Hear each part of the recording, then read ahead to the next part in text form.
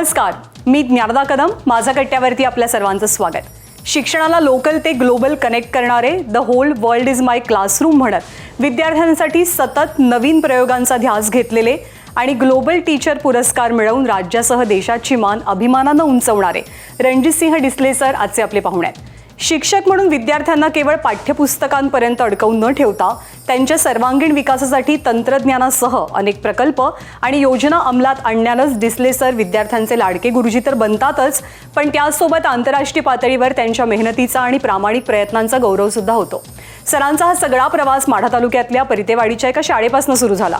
सुरुवात तर अजिबातच सकारात्मक नव्हती. मुलं शाळेतच यायची नाहीत आणि शाळेची जागा शेळ्या मेंढ्यांनी भरून गेलेली होती. पण हार न मानता मुलांच्या शैक्षणिक प्रगतीचा ध्यास घेतलेल्या सरांनी इथलं वातावरण 360 डिग्रीमध्ये बदललं आणि आदर्श शाळा घडवली. या अद्भुत प्रवासासह स्थानिक आणि राष्ट्रीय सोबतच आंतरराष्ट्रीय पातळीवर शैक्षणिक क्षेत्रात केलेली चमकदार कामगिरी याविषयी आपण त्यांच्याशी गप्पा मारूया. अर्थात त्यांना पुरस्कार मिळालेला आहे, त्यांचं स्वागत करताना त्यांचं अभिनंदन सुद्धा करूया. तर राजीव सर पुष्पगुच्छ देऊन सरांचा आधी सन्मान करतील आणि मग आपण गप्पांना सुरुवात करूया.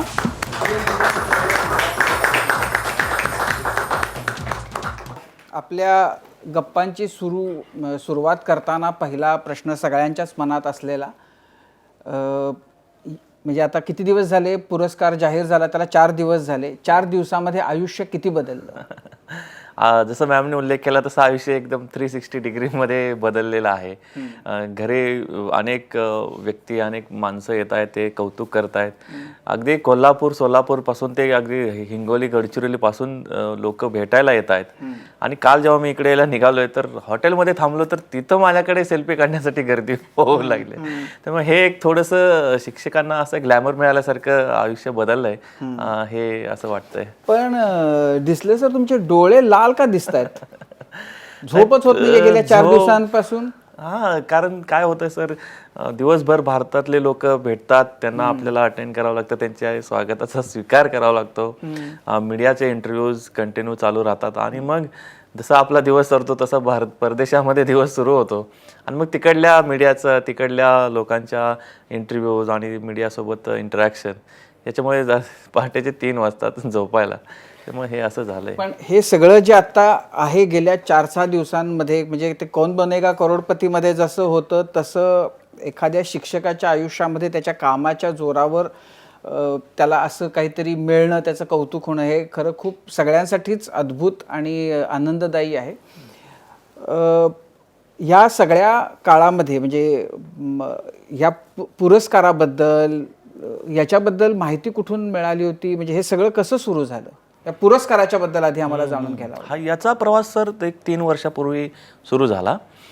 जेव्हा माझी एक टीचर फ्रेंड आहे जपानची मियो होरियो, तर तिचं 3 वर्षापूर्वी टॉप 50 टीचर्समध्ये या पुरस्कारासाठी सिलेक्शन झालं होतं. आणि मग तिनं नेक्स्ट इयर जे टॉप 50 असतात त्यांना नॉमिनेट करायचा अधिकार, राईट्स राहतो. तर तिने मला सांगितलं की रणजित, तू पण एक चांगला शिक्षक आहेस, तर मी तुला नॉमिनेट करते. आणि मग तिला मला 2 वर्षापूर्वी त्या पुरस्कारासाठी, अवॉर्डसाठी नॉमिनेट केलं. पण त्या वर्षी मी खूप हे होतो, म्हणजे उत्सुक होतो की येस, आपण ॲटलिस्ट टॉप 50मध्ये तर जाऊच शकतो. आणि तिलाही तेवढा कॉन्फिडन्स होता, म्हणूनच तिने ते नॉमिनेशन मला केलं होतं. पण अनफॉर्च्युनेटली ते काही झालं नाही. आणि मग मलाही खूप वाईट वाटलं की अरेच्या एवढं काम केल्यानंतरही आपण टॉप 50 टीचर्समध्ये जात नसू, तर आपल्याला अजून काहीतरी आपल्यामध्ये कमतरता आहे आणि त्या दूर केल्या पाहिजेत. म्हणून मग परत 1 वर्ष मी अजून जोराने जे माझं प्रेझेंटेशन असतं, म्हणजे मोस्टली हे अवॉर्डसाठी काय राहतं, तुम्हाला 10 प्रश्नांची उत्तरं द्यावी लागतात. आणि त्या 10 प्रश्नांमध्येच त्याला साधारण प्रश्न काय असतात? पहिला तुमच्या स्वतःबद्दल सांगायचं 300 शब्दांमध्ये. दुसरा प्रश्न असतो की तुमच्या टीचिंग मेथोडॉलॉजी बद्दल सांगायचं. तिसरा तुमच्या आउटकम्स बद्दल बोलायचं. चौथा तुमच्या फ्युचर प्लॅन बद्दल बोलायचं. त्याच्यानंतर 6वा प्रश्न असतो की तुम्ही पैशाचे काय करणार त्या. 7वा असतं कम्युनिटी सोबत काय हे केलेलं आहे, प्रोफेशन डेव्हलपमेंटसाठी काय केलेलं आहे. हे असे ओव्हरऑल हे एक प्रश्नावरती उत्तर देऊन त्याला सपोर्टिंग डॉक्युमेंट्स तुम्हाला द्यावे लागतात. आणि मग त्याच्या आधारे ते तुमचं मूल्यांकन करतात. पण म्हणजे त्याच्यासाठी तुमचं इंग्रजी बऱ्यापैकी बरं असणं आवश्यक आहे. हो, हे निश्चित. तुम्हाला ते लिहिण्यासाठी, जर तुम्ही इंग्रजीचे शिक्षक असाल तर तुम्हाला जरा 2 पावलं तुम्ही बाकीच्यांच्यापेक्षा पुढे जाल. पण असं नाही की होणार की ग्रॅमॅटिकली चुका आहेत म्हणून ते तुम्हाला बाहेर काढतील. कंटेंट आशय त्यातला महत्वाचा आहे. ज्या तरीकेचं तुम्ही इनोव्हेशन केलेलं आहे ते त्यांच्यासाठी मॅटर करतं. ग्रॅमॅटिकली चुका अगदी माझ्या स्पीचमध्ये पण अनेक चुका असतात बोलताना, पण इट डझंट मॅटर. त्यांच्यासाठी आशय महत्वाचा राहतो. आणि मग ह्या प्रोसेसमधून तुमच्या 10 प्रश्नांची उत्तरं गेली की ते रिव्ह्यू करतात. त्यांना वाटलं तर मग त्या नेक्स्ट स्टेजसाठी तुमचे इंटरव्ह्यूज कॉल करतात. आणि ते इंटरव्ह्यू आहे असं तुम्हाला बिलकुल सांगत नाहीत. आणि त्या इंटरव्ह्यूमध्ये जस्ट आपल्याला एक जनरल चॅटअप करायचं आहे. आपण भेटूयात, जसं आपण आता इथे भेटतोय, जनरल चॅट करायचे. पण त्यापासून त्या इंटरव्ह्यूजमध्ये ते एक खडा ना खडा माहितीचे व्हेरिफिकेशन करून घेतात. आणि मग हा टप्पा जो क्रॉस करतो तो शिक्षक मग टॉप 50 मध्ये जातो. पण मुळामध्ये किती शिक्षक याच्यासाठी म्हणजे काय अप्लाय करू शकतात किंवा किती जण असतात त्या स्पर्धेमध्ये? जेव्हा यावर्षी माझं सिलेक्शन झालं, ही प्रोसेस मागच्या वर्षीपासून सुरुवात झालेली आहे. मागच्या वर्षी जूनमध्ये सुरुवात झाली आणि सप्टेंबरला त्याचे एंड झालं. ते त्यावेळेस 12,000 शिक्षकांनी अप्लाय केलं होतं 140 देशांमधून. आणि मग त्यातल्या इंटरव्ह्यूसाठी किती जणांना? नाही, ते प्रोसेस आपल्याला नाही कळू देणार, कारण हा त्याचा वैयक्तिक, म्हणजे माझा इंटरव्ह्यू झालाय हे तुम्हाला कळणार नाही. ती गोपनीयता त्यांनी ठेवलेली असते. असं नाही की पब्लिकली इंटरव्ह्यूची लिस्ट तयार झालेली आहे आणि ते नाही, ती पूर्ण प्रक्रिया. पण ते 12,000 जणांचं प्रत्येकाचं वाचून ते त्यातनं शॉर्टलिस्ट करतात आणि मगच इंटरव्ह्यूला कॉल केला जातो त्या विशिष्ट लोकांना. म्हणजे त्या 12,000 मधून 50 हा माझा पहिलाच टार्गेट होता. आणि मला आय वॉज व्हेरी हॅपी की येस तेवढं. पण एकदा शिक्षकांना त्याच्यामध्ये समजा तुम्हाला कोणी रेकमेंड केलं, तुम्ही त्या स्पर्धेत आलात, म्हणजे जसं आता की तुमच्या बाबतीत झालं 2 वर्षांपूर्वी, तर असं कितीही वेळा तो येऊ शकतो? हा, येस, मी येऊ शकतो. पण मोस्टली काय होतं, एकदा तुम्ही टॉप 50 मध्ये सिलेक्ट झालात तर परत ते नेक्स्ट इयर नाही दिसत आणि त्यांना दुसऱ्याला कोणातरी चान्स द्यायचे, कारण तुमच्यामध्ये ते नाही म्हणून तर ते पण पुढच्या टप्प्यावर घेत जात नाहीत. त्याच्यामुळे तुम्ही मल्टिपल टाइम्स करू शकता. आणि टॉप 50 मधून मी जेव्हा टॉप 10 मध्ये आलो, तिथून परत दुसऱ्यांदा अप्लाय करणं हे पण फारसं योग्य राहत नाही, कारण त्या टप्प्यानंतर ऑब्व्हियसली तुमच्याकडे ते काहीतरी मिसिंग पार्ट आहे म्हणून ते ठेवत. पण मग 2 वर्षामध्ये असं काय बदललं की 2 वर्षांपूर्वी तुम्ही टॉप 50 मध्ये नव्हता आणि या खेपेला एकदम टॉप 10 मध्ये आणि नंतर ते ग्लोबल टीचरचा सन्मानच मिळाला? सर, माझ्याबाबत असं खूपदा झालेलं आहे. ज्या इंटरनॅशनल प्लॅटफॉर्मवरती आज मला रिकग्निशन मिळतं आहे, ते प्लॅटफॉर्मचं वरती रिकग्निशन मला कधीही एका फटक्यात मिळालेलं नाही. मला त्याच्यासाठी 2-3 वेळा ट्राय करावे लागले, अटेम्प्ट करावे लागले. पण मला वाटतं फेल्युअर मधनं मी शिकत गेलो. त्या व्यक्तींना, त्या जजेसना काय नेमकं भाषेत चालतं, त्यांच्या माइंडसेट काय आहे, हे मला त्या फेल्युअर्स मधून शिकायला मिळतं. आणि आता जो तुम्ही उल्लेख करताय की मग तू 2 वर्षात काय केलं, तर मी 2 वर्षात हेच केलं. म्हणजे माझं जे काम होतं तेच मी आता मांडलेलं, म्हणजे ते काम फक्त नव्याने मांडलं. ज्या आपण म्हणतो ना की एक मांडण्याची पद्धत ती थोडीशी मी बदलली, त्याला अजून वेगळा रिडिफाईंड टच दिला, ज्याच्यामुळे ते चांगलं भावलं असावं असं मला वाटतं. पण गेल्या खेपेला इंटरव्ह्यू झाला होता? नाही ना, नाही. गेल्या खेपेला इंटरव्ह्यू झालाच नव्हता. म्हणजे मी त्या टॉप 50 मध्ये गेलोच नाही.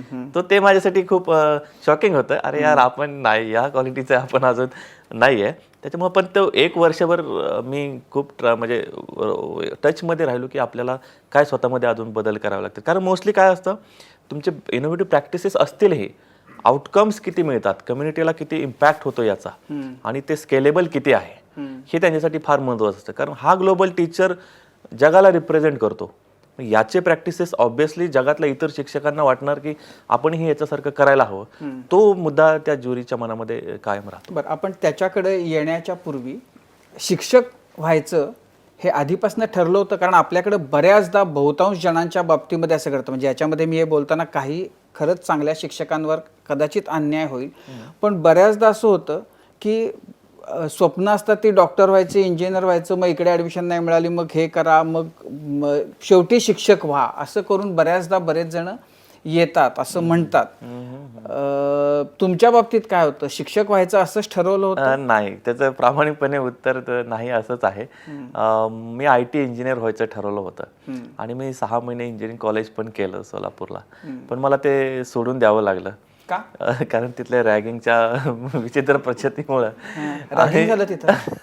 आणि मला तुम्ही पाहिला तर डोळे माझे ट्रॅव्हल वगैरे ह्या गोष्टी फारशा सहन होत नाहीत. मग मला तिथून माघारी यावं लागलं. आणि मग माझा प्रयत्न होता की आपण नेक्स्ट इयर परत एकदा एंट्रन्स टेस्ट देऊयात आणि दुसऱ्या कॉलेज, चांगलं कॉलेज घेऊन तिथं आपण करूयात. पण मग माझे वडील जे शिक्षक होते ते म्हणाले, आता 6 महिने बसून तू घरी काय करणार आहेस? आणि मग हा 12वी झालेला मुलगा काहीतरी अजून वेगळ्या वळणावर जाईल. पण ते म्हणाले की 6 महिन्यासाठी आपण DEDच्या कॉलेजमध्ये जाऊ. DEDची प्रोसेस ही खूप थोडी उशिरा सुरू होते. ऑक्टोबर-नोव्हेंबरमध्ये त्यांचे कॉलेजेस सुरू होतात. मग त्यांनी ठरवलं की आपण 6 महिने जाऊयात, बघ तुला वाटलं आवडलं तर कंटिन्यू कर, नसेल तर मग तू एंट्रन्सचा आपल्याकडे ऑप्शन आहेच. आणि मग ते 6 महिन्यासाठी म्हणून मी ते माऊली अध्यापक विद्यालय वडाळ इथे गेलो. आणि ॲक्च्युली तेच 6 महिने गेम चेंजर ठरले असं म्हणायला हरकत नाही. आज जो रणजित तुमच्याशी एवढा बोलताना दिसतोय किंवा एवढा कॉन्फिडेंटली बोलतो, तर हे त्या 6 महिन्यामध्ये त्या शिक्षकांनी चेंज करून दाखवला एखाद्या विद्यार्थ्यामध्ये. आणि तिथं मला जाणवलं की teachers are real change makers. विद्यार्थ्याचं जीवन आमूलाग्र बदलण्याची ताकद त्यांच्यामध्ये आहे. आणि मग वडिलांनी परत 6 महिन्यानंतर मार्च-एप्रिलमध्ये विचारलं की एंट्रन्सचा अभ्यास करायचा का आता? म्हटलं नाही, मला इथं आनंद वाटतोय, थोडं एन्जॉय करतोय मी इथं कंटिन्यू करेल. आणि मग मी ते 2.5 वर्षाचं कंप्लीट केलं आणि देन मग एंट्रन्स टेस्ट परत एकदा देऊन मी जॉब घेतला.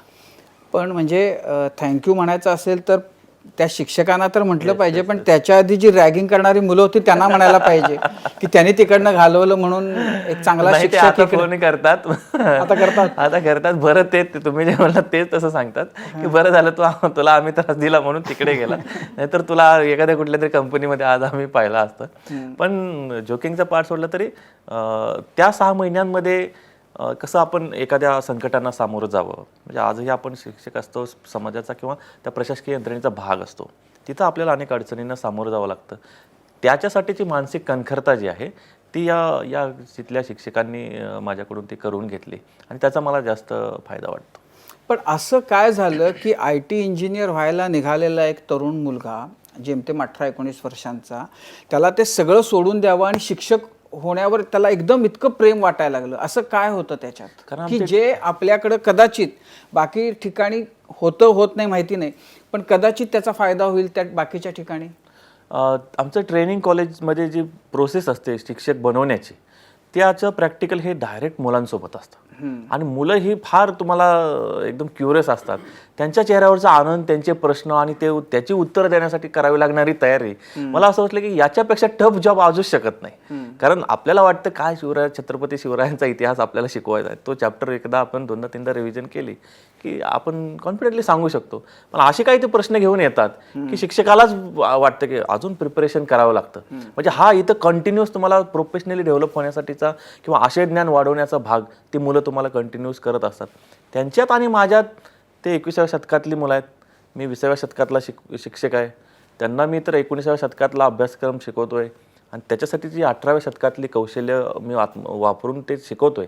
तर हा गॅप भरून काढण्यासाठी त्यांच्याशी एकरूप होणं, समरस होणं हे मला खूप महत्त्वाचं वाटत होतं. आणि त्याच्यामुळंच मला ते वाटलं की यांच्या चेहऱ्यावरचा आनंद हा आपल्याला जर रोज पाहायचा असेल तर आपल्याला हा जॉब घेतलाच पाहिजे. कारण त्यांचं जीवन चेंज करण्यासाठी आपण जर काही हातभार लावू शकलो, कारण माझं जीवन चेंज करण्यासाठी त्या टीचर्सचा रोल मला दिसत होता, तसं इतर मुलांचं जीवन जर बदलवून टाकण्यासाठी आपण काही कॉन्ट्रीब्यूट करू शकलो तर याच्यापेक्षा काय समाधानाची बाब असू शकते. पण मग एकदा शिक्षक झाल्यानंतर, नोकरी मिळाल्यानंतर मग एक चाकोरी आहे. मग त्या चाकोरीच्या पलीकडे इकडं तिकडं बघावं, काहीतरी वेगळं करावं, ही प्रेरणा कशातून आली? शिक्षकांना वर्गखोलीच्या 4 भिंतीमध्ये प्रचंड स्वातंत्र्य आहे. त्या 4 भिंतीमध्ये आम्ही काय करायचं हे शिक्षकच ठरवत असतो. आणि माझ्या ज्या शाळेमध्ये मी काम करतो तिथली परिस्थिती ही मला त्या बदलासाठी प्रवृत्तच करत होती. कारण त्या विकास आणि बाकीच्या सोयीसुविधा याच्यापासून कोसं दूर होते. आणि मी सिटीतून डायरेक्ट तिथं ट्रान्सफर झालेलो, तिथं राहायला गेलेलो, हा जो गॅप होता हा भरून काढण्यासाठी तर आपल्याला ती प्रेरणा कायमस्वरूपी मिळत जाते की यांच्यामध्ये बदल केला पाहिजे, यांच्यासाठी आपण काम केलं पाहिजे. आणि यांच्यात जर बदल घडून आले तर ते समाजाच्या आणि देशाच्या विकासासाठी अल्टिमेटली ते फायदेशीरच ठरतं. पण म्हणजे पहिली नोकरी हा अनुभव कसा होता? 3 वर्ष 3,000 रुपयावर काम करायचं होतं शिक्षकांना. म्हणजे शिक्षण सेवक असतात त्यावेळी 3,000 रुपये. आणि अगदी मेटाकुटीला तुम्हाला माहिती आहे त्या काळात 3,000 रुपये तुम्हाला तुमचं घर भाडं आणि ह्या गोष्टी हे करण्यासाठी मग मी तिथून माझ्या गावामध्ये शिफ्ट झालो. अनुभव म्हणजे ते तुम्हाला प्रेरणा देतात. ही खडतर परिस्थिती जी असते त्या परिस्थितीवर तुम्ही कशी मात करता आणि त्याच्यानंतर तुम्हाला जे यश मिळतं त्याची जी चव चाखण्यासाठी ही खडतर परिस्थितीच मला प्रेरणा देत राहते आणि त्याचा आनंद त्याच्यामुळेच मिळत राहतो. मग हे सगळं होत असताना वेगळी टीचिंगच्या मेथड, शिक्षणाच्या नवीन पद्धती शोधाव्यात, QR कोडच्या वर आपण तिकडं जावं, ते काहीतरी शोधावं, हे नेमकं कोणत्या टप्प्यावर वाटलं? मी ज्या परिस्थितीमध्ये सुरुवातीला 2009 साली सुरुवात केली होती, जी वर्गखोली जसं त्यांनी उल्लेख केला की एक गोठा म्हणून वापरली जात होती आणि ते एक इंडिकेशन होते की पालकांचा शिक्षणाकडे बघण्याचा दृष्टिकोन काय आहे आणि हा दृष्टिकोन बदलण्यासाठी मला नियोजनबद्धच पावलं उचलणं गरजेचं होतं. कारण जर मी अवघं हातपाय मारल्यासारखे अनेक भारंभार प्रयोग राबवत गेलो असतो तर त्याची दिशा चुकली असती आणि तो बदल अपेक्षित दिसला नसता. त्याच्यामुळे मी जानेवारीत जॉईन झाल्यानंतर 6 महिने त्या गावाचं पूर्ण सर्वेक्षण करून त्या प्रत्येक पालकांशी भेटून वगैरे त्याचा प्लॅन ऑफ ॲक्शन तयार केला की आपल्याला मी हे गाव, मी ही शाळा 5 वर्षामध्ये कोणत्या ठिकाणी बघतो, मला नेमकं काय बदल करायचे आहेत. तर एक शिक्षक म्हणून तुम्हाला कमीत कमी एक 5 वर्ष तरी एका ठिकाणी त्यावेळेला वय काय होतं? मी 20 वर्ष आणि 120 दिवसामध्ये जॉबला जॉईन झालो होतो. तर ते एक यंग जनरेशन असतं, काहीतरी नवीन करण्याची उर्मी असते आणि त्यात हा असा इतका क्रिएटिव्ह जॉब तुम्हाला मिळालेला असतो. त्याच्यामुळे अल्टिमेटली आणि माझा इंटरेस्ट एरिया परत टेक्नॉलॉजी असल्यामुळं त्याच्या मदतीनं मला हा जो इंडिया आणि भारतमधला गॅप असतो तो भरून काढावा आणि त्यासाठी टेक्नॉलॉजी वापरावी हे सुरुवातीपासून दिसत होतं. कारण ती तुम्हाला तुमचं टीचिंग जे आहे ते खूप मोर इम्पॅक्टफुल करते, त्याचं मुलांवर अधिक चांगल्या पद्धतीचं आणि प्रभावीपणे अध्यापन करायला हे होते, उद्युक्त होते. म्हणून मग मी सुरुवातीला 3 वर्षाचा प्रोबेशन पिरियड कंप्लीट करत असताना माझ्या लक्षात आलं की त्या शाळेत लाईट वगैरे बिलकुल काही नव्हतं आणि ती मुलांचं अटेंडन्स शाळेमध्ये अगदी 2-3% मुलं वर्गामध्ये यायचे. मग या सगळ्यांचा दृष्टिकोन आपल्या शिक्षणाविषयी किंवा शाळेविषयी बदलण्यासाठी मी कम्युनिटी एंगेजमेंट प्रोग्राम चालू केला. म्हणजे शाळेतले पालक आणि गावातले पालक यांच्याशी कंटिन्यूस डायलॉग करायला सुरुवात करायची. मी गावामध्ये शिफ्ट झालो, तिथेच राहायला सुरुवात केली आणि मग मला हळूहळू त्यांचे विचार हे कशामुळे शिक्षणाविषयी असे आहेत. कारण शिकून काय करणार आहे, त्याच्यापेक्षा आज शेतात गेला तर 100 रुपये 50 रुपये मजुरी मिळते, हा त्यांचा ॲटिट्यूड होता. मग हा बदलण्यासाठी हा कंटिन्यूअस कम्युनिटी एंगेजमेंट प्रोग्राम सुरू केला. तो कंटिन्यूअस ठेवायचं कारण म्हणजे तो मध्ये बंद पडला तर त्यांना एक असं असतं की प्रेरित असतात, काही दिवस प्रेरित राहतात, परत ते पटरावस्थेत जातात, पहिल्यासारखं सुरळीत म्हणजे जाऊ द्या म्हणतात.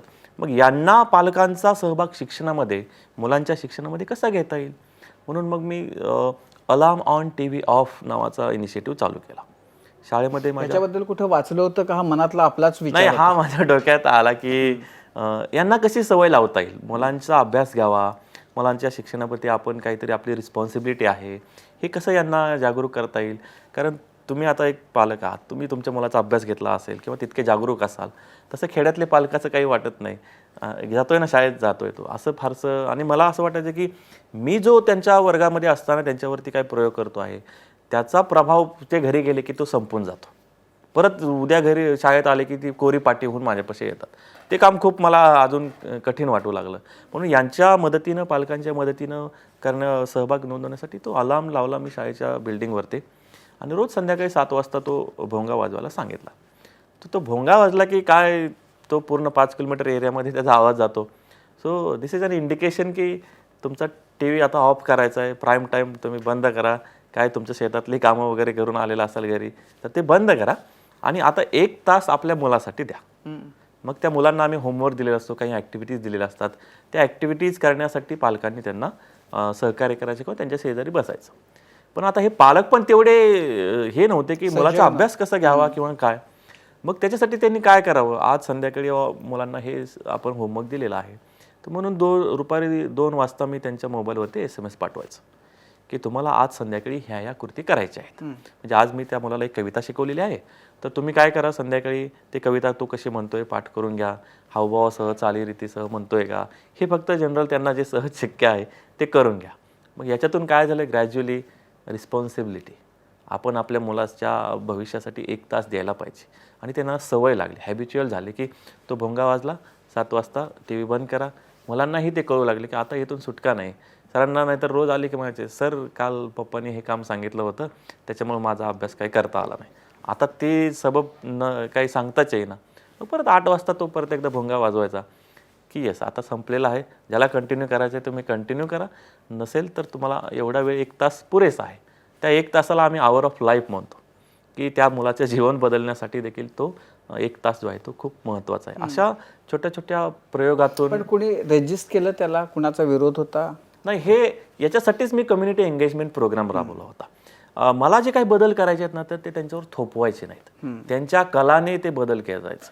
अशी आमूलाग्र क्रांती करायला गेलात, तुमचे एकदम मॉडर्न विचार त्यांना सांगायला गेलात तर ते रेजिस्ट करतील. त्याच्यामुळे त्यांच्या कलाने, त्यांच्या थोड्या थोड्या कालावधीने त्यांना जाऊ द्यायचं आणि मग त्यांना पटेल, रुजेल असे बदल आपण हळूहळू सुरुवात केली की मग असे बदल दिसायला सुरुवात. हा पहिला टप्पा झाला. हा यांच्या टप्प्यातून म्हणजे याच्यातून 2 गोष्टी साध्य झाल्या. एक तर पालकांचं मुलांच्या शिक्षणामध्ये पार्टिसिपेशन वाढलं आणि दुसरी मुलांची रिस्पॉन्सिबिलिटी वाढली की आता आपल्याला दुसरा चॉईस नाही आहे, इथं आपल्याला काही ना काही वेगळं करायचं आहे. मग आता माझा out of the school part जो आहे तो काही प्रमाणात मी तिथं निश्चिंत झालो. आता विथ इन द क्लासरूम, आता क्लासरूममध्ये काय करायचं आहे, तिथलं इन्फ्रास्ट्रक्चर कसं वाढवावं लागेल आणि तिथं काय वेगवेगळे अध्ययन अनुभव देता येतील.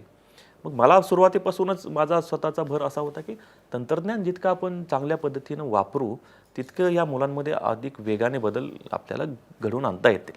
म्हणून मग मी माझ्या पप्पांना बर्थडेचं गिफ्ट म्हणून मला एक लॅपटॉप द्या म्हणालो, कारण 3,000 रुपयात मला लॅपटॉप घेणं तर शक्यच नव्हतं. मग ते म्हणाले एवढी महाग वस्तू कशाला पाहिजे तुला.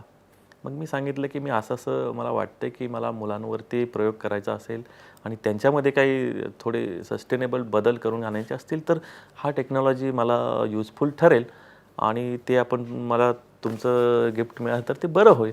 मग त्यांनी शिक्षणासाठी वापरतोय म्हणून ठीक आहे, कारण त्या काळात लॅपटॉपची ट्रेंड काय होता, मूव्हीज पिक्चर बघणे, डाउनलोड करणे आणि लॅपटॉपवरती बघणे आणि ह्याच्यासाठी. म्हणून मग तो त्यांना ते कन्सर्न होतं की याला कशाला शाळेत जाऊन, तो शाळा थोडी कठीण म्हणजे विपरीत परिस्थिती आहे म्हणून हा लॅपटॉपवर तिथं जाऊन पिक्चर बघायचा का, हा कन्सर्न होता. पण तो विचार समजल्यावरती त्यांनी मग तो दिला मला आणि मग तो लॅपटॉप घेऊन मी रोज शाळेत जायला सुरुवात केली. पण मग लॅपटॉप आले की लगेच मी काही त्यांना शिकवायला सुरुवात नाही केली, तर आम्ही दिवसभर फक्त पिक्चरच बघायचो. त्यांना कारण इंटरेस्ट एरिया एंटरटेनमेंट, शाळेत काय करायचं आहे तर फक्त मज्जा करायला जायचं आहे, एंटरटेनमेंट. त्या एंटरटेनमेंटचं रूपांतर मला एज्युटेनमेंटमध्ये करायचं होतं. म्हणून सुरुवातीला फक्त या शाळेत तुम्हाला कुठला पिक्चर पाहिजे ते मला सांगा, आज सांगायचा, उद्या पिक्चर बघायचा. मग ते घरी गेले की त्याच्या दोस्ताला सांगणार, आज मी हा पिक्चर बघितला, तुला उद्या पाहिजे का कुठला सांग, मी सरांना सांगतो, सर पिक्चर घेऊन येतात आपल्याला. मग हळूहळू ती शाळेत यायला सुरुवात झाली. कारण शाळा म्हणजे काय आहे तर आनंद मिळवायचं एक ठिकाण आहे. घरी बसून काय मस्ती मजाच असते, ती फक्त आता शाळेत येऊन करायची आहे. म्हणून मग ते हळूहळू एनरोलमेंट जे आहे त्यांची उपस्थिती शाळेत अशा पद्धतीनं वाढायला सुरुवात झाली.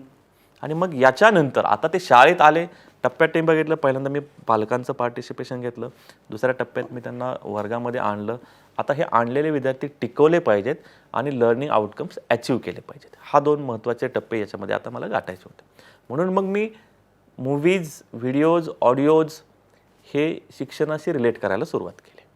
जे पिक्चर तुम्ही मूव्ही बघत होता त्याचे व्हिडिओ मी एज्युकेशनशी रिलेटेड, धड्यात पाठात पुस्तकातला जो धडा आहे त्याचे व्हिडिओज दाखवायला सुरुवात केली. कविता ज्या आहेत त्याचे ऑडिओ फॉर्मॅट दाखवायला सुरुवात केली. त्यांना ते नवीन होतं, पिक्चरसारखंच हे पण काहीतरी असं आहे हे बघायला आणि ऐकायला त्यांना आवडू लागलं. आणि मग हे एखादी कन्सेप्ट जी पाठ्यपुस्तकात दिलेली असते ती मग मी यूट्यूबवर सर्च करू लागलो, असं काही मिळतं आहे का. मिळत नसेल तर मग मी छोटेसे व्हिडिओज, पॉवर पॉईंट प्रेझेंटेशन करायला सुरुवात केली. त्याला जे व्हिडिओज दुसऱ्या भाषेत आहेत ते ट्रान्सलेट करायचे किंवा त्याला आपला व्हॉइस ओव्हर द्यायचा आणि मग ते मुलांना आपल्या भाषेमध्ये सांगायचे. हे हळूहळू मुलांना आवडू लागलं. वर्गामध्ये शिकवत असताना, कारण हा लॅपटॉप काय वयाची मुलं होती? ही 7 ते 14 वयोगटातली मुलं असतात. 1ली ते 4थीच्या वर्गामध्ये आणि नंतर ते 8वीपर्यंत शिकतात. तर या मुलांचा वर्गात एनरोलमेंट वाढला. त्यांना अशा पद्धतीनं एंटरटेनमेंटकडून एज्युकेशनकडे घेऊन चालल्यानंतर आम्ही हा क्लासरूमचा मध्ये जे काही ॲक्टिव्हिटी चालतात ह्याला एक्सटेंड करायला सुरुवात केली. म्हणजे आता 3 तास वर्गामध्ये आपण तो लॅपटॉप वापरून शिकवल्यानंतर व्हॉट नेक्स्ट, त्याच्यानंतर काय करायचं, एक्सटेंडेड लर्निंग एक्सपिरियन्सेस किंवा ते झाल्यानंतर पुढे काय ॲक्टिव्हिटीज करायच्या याची एक सूत्रबद्ध मांडणी करायला सुरुवात केली. आणि हे फक्त क्लासरूमपुरतं मर्यादित न ठेवता क्लासरूमच्या बाहेर, वर्गाच्या बाहेर गेल्यानंतर देखील ते कसं वापरता येतं. कारण मोस्टली काय होतं, आपल्याकडे शिकतो, खूप मोठं ज्ञान माहिती मिळवलेली असते, पण दैनंदिन जीवनातले प्रश्न सोडवताना त्या माहिती आणि ज्ञानाचा वापर केला पाहिजे हे मिसिंग होतं. आणि मला ते नको होतं, कारण 21व्या शतकातल्या जे आपण कौशल्यांचा विचार करतो त्याच्यामध्ये प्रॉब्लेम सॉल्विंग हे एक महत्त्वाचं कौशल्य आहे. आणि आपल्याकडे शिक्षण पद्धतीतून काय होतं तर युजर्स तयार होतात, क्रिएटर्स नाहीत किंवा इनोव्हेटर्स नाहीत. मग हे जर इनोव्हेटर्स किंवा क्रिएटर्स तयार करायचे असतील तर त्यांना लहानपणापासूनच प्रॉब्लेम सॉल्विंग स्किलकडे डेव्हलप करण्यासाठी आपण प्रयत्न करायला पाहिजे. म्हणून मग मी छोटे छोटे प्रॉब्लेम त्यांच्यासमोर ठेवायला सुरुवात केली. याचं सोल्युशन किंवा जे आज बेरीज वजाबाकी घरात शिकतो किंवा शाळेमध्ये शिकवलेले असते त्याचं प्रॅक्टिकल करायसाठी भाजी आणायला जायचं. तिथंच मग 1 किलो 1.5 किलो पाव किलो याच्यामध्ये मुलांना प्रॅक्टिस करून दिली की मग रिलेट करायला सुरुवात करतात. शिक्षण हे जीवनापेक्षा काही वेगळं नाही आहे हे त्यांना हळूहळू समजायला सुरुवात होते. म्हणजे जीवन शिक्षणच म्हणूयात आपण, की जे प्रॅक्टिकली आपण कम्युनिटीमध्ये करतो तेच फक्त वर्गामध्ये यायचं आणि थोडं शास्त्रीय भाषेमध्ये ते शिकून घ्यायचं. ह्या दोन्हीचा समन्वय साधायला सुरुवात केल्यानंतर ह्या ज्या ॲक्टिव्हिटीज माझ्या क्लासरूममधल्या चालत होत्या या मी परत त्यांच्या घरापर्यंत घ्यायला सुरुवात केली. मग मी जे काही व्हिडिओज तयार केले होते किंवा माझे लेक्चर्स जे मी वर्गात शिकवायचो ते रेकॉर्ड करायचो, त्याचे व्हिडिओज मी डेटा ड्राईव्हवरती सेव्ह करायचो आणि मग आठवड्यातून एकदा महिन्यातून एकदा त्यांना काय करायचं त्यांच्या मोबाईलमध्ये पालकांच्या मेमरी कार्डमध्ये ते द्यायचं. म्हणजे घरी जरी त्यांना परत एकदा काही वाटलं की सर तो व्हिडिओ बघायचा आहे, कारण त्यावेळी कसं मेमरी कार्डमध्ये पिक्चर गाणी वगैरे आणण्याचा ट्रेंड होता. मग तो ट्रेंड आपल्या शिक्षणात आता हे मागच्या आठवड्यातलं झालेलं आहे, त्याचे व्हिडिओज घेऊन जावा. म्हणजे मोबाईलचा वापरातून गेम खेळतात पण त्याचवेळी एज्युकेशन पण होतं हे पालकांनाही समजायला लागलं. मग हे आम्ही त्यांना घेऊन चालू, त्यांना QR कोड व्हिडिओ आणि डेटा बँक जे आहे ते शेअर करायचे. त्याच्यामध्ये एक अडचण मला परत यायला लागली की डेटा करप्ट होणे, फाईल फॉर्मॅट मोबाईलला सपोर्ट न करणे, ह्या गोष्टी जाणवू लागल्या. याच्यावर काय सोल्युशन असू शकतं, कसं आपल्याला हे पुढे घेऊन जाता येईल. म्हणून मग मी विचार करत होतो की कसं आपल्याला एक साध्या सोप्या पद्धतीनं पालकांना डेटा ॲक्सेस देता येईल. मग एके दिवशी दुकानात मी गेल्यानंतर मी त्या शॉपकीपरने तो बारकोड स्कॅन केलेला मी पाहिला आणि त्याची प्राईस लगेच त्या कम्प्युटरच्या स्क्रीनवरती डिस्प्ले झाली. मग माझ्या डोक्यात ते क्लिक झाली की अरे असं काय झालं की ती प्राईस तिथं डिस्प्ले झाली. मग घरी येऊन मी गुगल सर्च केलं की हे काय आहे, कसं होतं, हे वर्कआउट कसं होतं. मी तसं तयार करून बघितलं पण ते बारकोड मला माझ्या ज्या गरजा होत्या त्याच्यानुसार ते सुटेबल नव्हतं. मग मी त्याचं ॲडव्हान्स काय व्हर्जन आहे ते शोधू लागलो आणि मग तिथं मला ते QR कोड असतात हे समजलं. मग ते QR कोड कसे तयार करायचे, त्याचे काय वापर कसा करता येतो हे समजून घेतल्यानंतर माझ्या वर्गातल्या 27 मुलांसाठी मी काय केले, असे कोड्स तयार केले. ते कोड्स मी एका स्टिकर पेजवरती प्रिंट केले आणि एक धड्यावरती ते कट करून चिटकवले आणि त्या QR कोडमध्ये काय केलं, त्या धड्याशी रिलेटेड जे डिजिटल कंटेंट मी बनवलेला होता तो कंटेंट त्याच्यामध्ये एम्बेड केला. आता मुलांना घरी गेल्यानंतर तो कोड स्कॅन केला की त्या धड्याचा व्हिडिओ पाहायला मिळायला लागला, कवितेचा ऑडिओ फॉर्मॅट पाहायला मिळायला लागला. मग हे पाहिल्यानंतर लगेच झालं अशातला भाग नाही. तो कोड जो होता तो डायनॅमिक कोड होता. म्हणजे आत्ता तुम्ही कोड स्कॅन केला आहे तर तुम्हाला तो व्हिडिओ दिसतो आहे. व्हिडिओ पाहिल्यानंतर तो कोड स्कॅन केला तर त्याची प्रश्नपत्रिका समोर येते. परत तो व्हिडिओ येत नाही कारण ऑलरेडी तो टप्पा पार केला आहे. मग तो व्हिडिओ पाहून प्रश्नपत्रिका सोडवली की त्याला मार्क कळतात किती आहे किती नाही. त्याच्या मार्किंगवरून मला बॅकएंडला समजते की कोणाला ती कन्सेप्ट कितपत समजली आहे आणि मग त्याच्या मार्क्सवरून मग तो परत त्याच्यातला डेटा मी वेगळा त्याला द्यायचो. मग प्रत्येकाचे लर्निंग स्टाईल वेगळ्या असतात.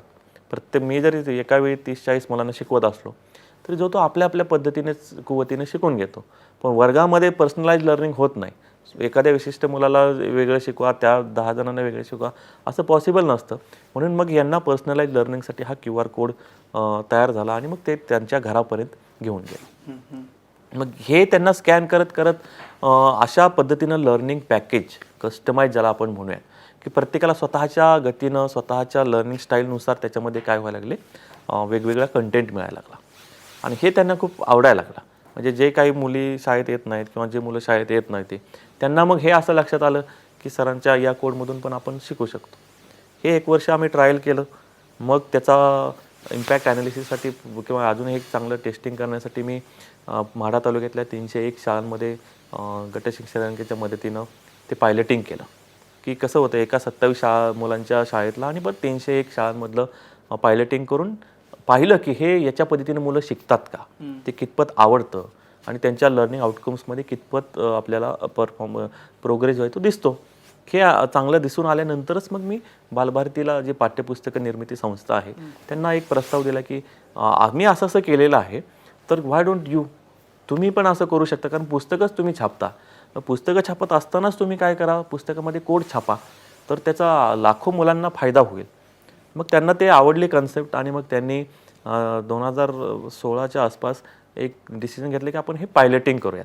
आणि त्यावेळी 6वीची पुस्तकं होते आणि ते 6वीची पुस्तकं त्यांनी QR कोडमध्ये छापली की त्यामध्ये काही विशिष्ट पानांवरती QR कोड दिले आणि मग ते कोडचा एक वर्षभर त्यांनी पण ॲनालिसिस केलं की हे किती प्रमाणात वापरलं जातं आहे, पालकांना किती आवडतं आहे, मुलांना किती ॲव्हरेज स्पॅन किती आहे, हे लक्षात आलं. त्यांनी लक्षात घेतलं की येस, हे आवडतं आहे आणि हे चांगलं आहे. म्हणून मग नेक्स्ट इयरला त्यांनी डिसिजन घेतला की 1ली ते 12वीची सगळी पुस्तके जे आहेत ते आपण अशाच फॉर्मॅटमध्ये छापूयात. आणि त्यावेळी ई बालभारतीचा प्रोजेक्ट चालू होता. म्हणजे तत्कालीन शिक्षण मंत्री विनोदजी तावडे यांनी तो ई बालभारतीचा प्रोजेक्ट चालू केला होता आणि त्याला हा प्रोजेक्ट जो आहे तो अगदी सुटेबल ठरला. त्याच्यामुळे त्याला त्यांनी अतिशय प्रसिद्धी देऊन किंवा त्याला खूप पाठबळ दिलं आणि तो आज आपण बघतोय की 2020मध्ये लॉकडाऊनच्या काळात त्या डिसिजनचा आज सगळ्यात जास्त फायदा जो आहे तो मुलांना झालेला दिसतोय.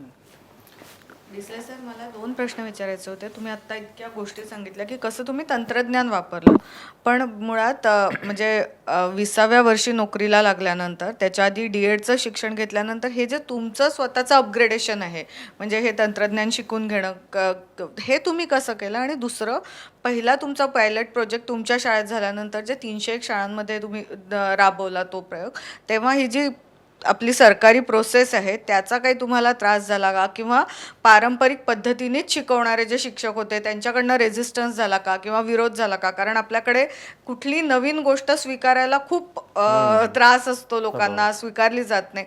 यातनं तुम्ही मार्ग कसा काढला? मी जसं मग आपण सांगितलं की बदल जे घडवायचे असतील ते कलाकारांनी घ्या.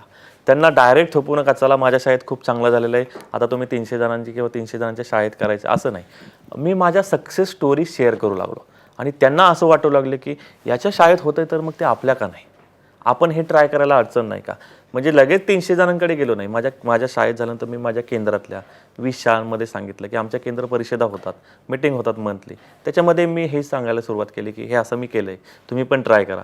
त्यांनी सांगितल्यानंतर, त्यांनी ट्राय केल्यानंतर त्यांनी त्यांच्या इतर शाळांच्या इतर शिक्षकांना मित्रांना सांगायला सुरुवात केली. हळूहळू ते तयार झालं. एकदम गट शिक्षण अधिकाऱ्यांनी चला ह्या 300 शाळांना नाही, तर एका वर्षामध्ये आम्ही पूर्ण टोटल 300 शाळा घेतल्या. त्यावेळी सिस्टमचा विरोध झाला नाही. याचं कारण म्हणजे सिस्टमला बदल हवे होते. त्यावेळी तंत्रज्ञानाचा वापर किंवा त्याच्याविषयीची सजगता त्यावेळी पुरेशी आलेली होती आणि त्याच्यामुळे मला हा फारसा धोका किंवा तशी अडचण त्यावेळेस आलीच नाही. हां, मी जसं सांगतोय की मी खूप तंत्रज्ञानाच्या दुनियेमध्ये स्वतःला अनेक वर्षापासून अपग्रेड ठेवतो आहे. त्याचं कारण मला नेहमीच असं वाटायचं की सोलापूरच्या एका शाळेतला शिक्षक, भारतातला एक शिक्षक जसं शिकवतो तसं मग बाहेरच्या देशातले शिक्षक कसे शिकवतात. आपण अनेक देशातल्या चांगल्या शिक्षण पद्धतीविषयी बोलतो, तर चांगली शिक्षण पद्धती ही चांगल्या शिक्षकांशिवाय अपुरी असते. मग मी फिनलंडच्या शिक्षकांबद्दल माहिती जाणून घ्यायला सुरुवात केली. त्यांच्या नेटवर्कमध्ये मी सामील झालो. त्यांच्याकडून आमचे कंटिन्यूअस डायलॉग व्हायला सुरुवात झाली. ते कसे शिकवतात, त्यांच्या बेस्ट प्रॅक्टिसेस काय आहेत, त्यांचं टीचिंग मेथॉडॉलॉजीज काय आहे, हे त्यांच्याकडून हळूहळू जाणून घ्यायला सुरुवात केली. मग ते नेटवर्क जे आहे ते हळूहळू विस्तारत गेलं. आज मी इतरही देशातल्या मुलांना शिकवतो किंवा इतरही देशातल्या शिक्षकांसोबत आमचे प्रोफेशनल डेव्हलपमेंट कोर्सेस चालतात. त्याचं कारण म्हणजे हे हळूहळू आपण स्वतःला जेव्हा एका मोठ्या विश्वामध्ये उडी मारण्यासाठी तयार करतो तर ते नेटवर्क हळूहळू बिल्टअप होतं. आणि हा प्रोफेशनल डेव्हलपमेंटचा भाग मला, जसं मी तुम्हाला सांगितलं की मला 21व्या शतकातला शिक्षक बनायचं आहे. कारण ही माझी मुलं जी आहेत ती 21व्या शतकातली आहेत. तर त्यांच्या गरजा, त्यांच्या लर्निंग स्टाईलनुसार शिकवणारा शिक्षक आपण झालो तर मग त्यांना ते आवडतं.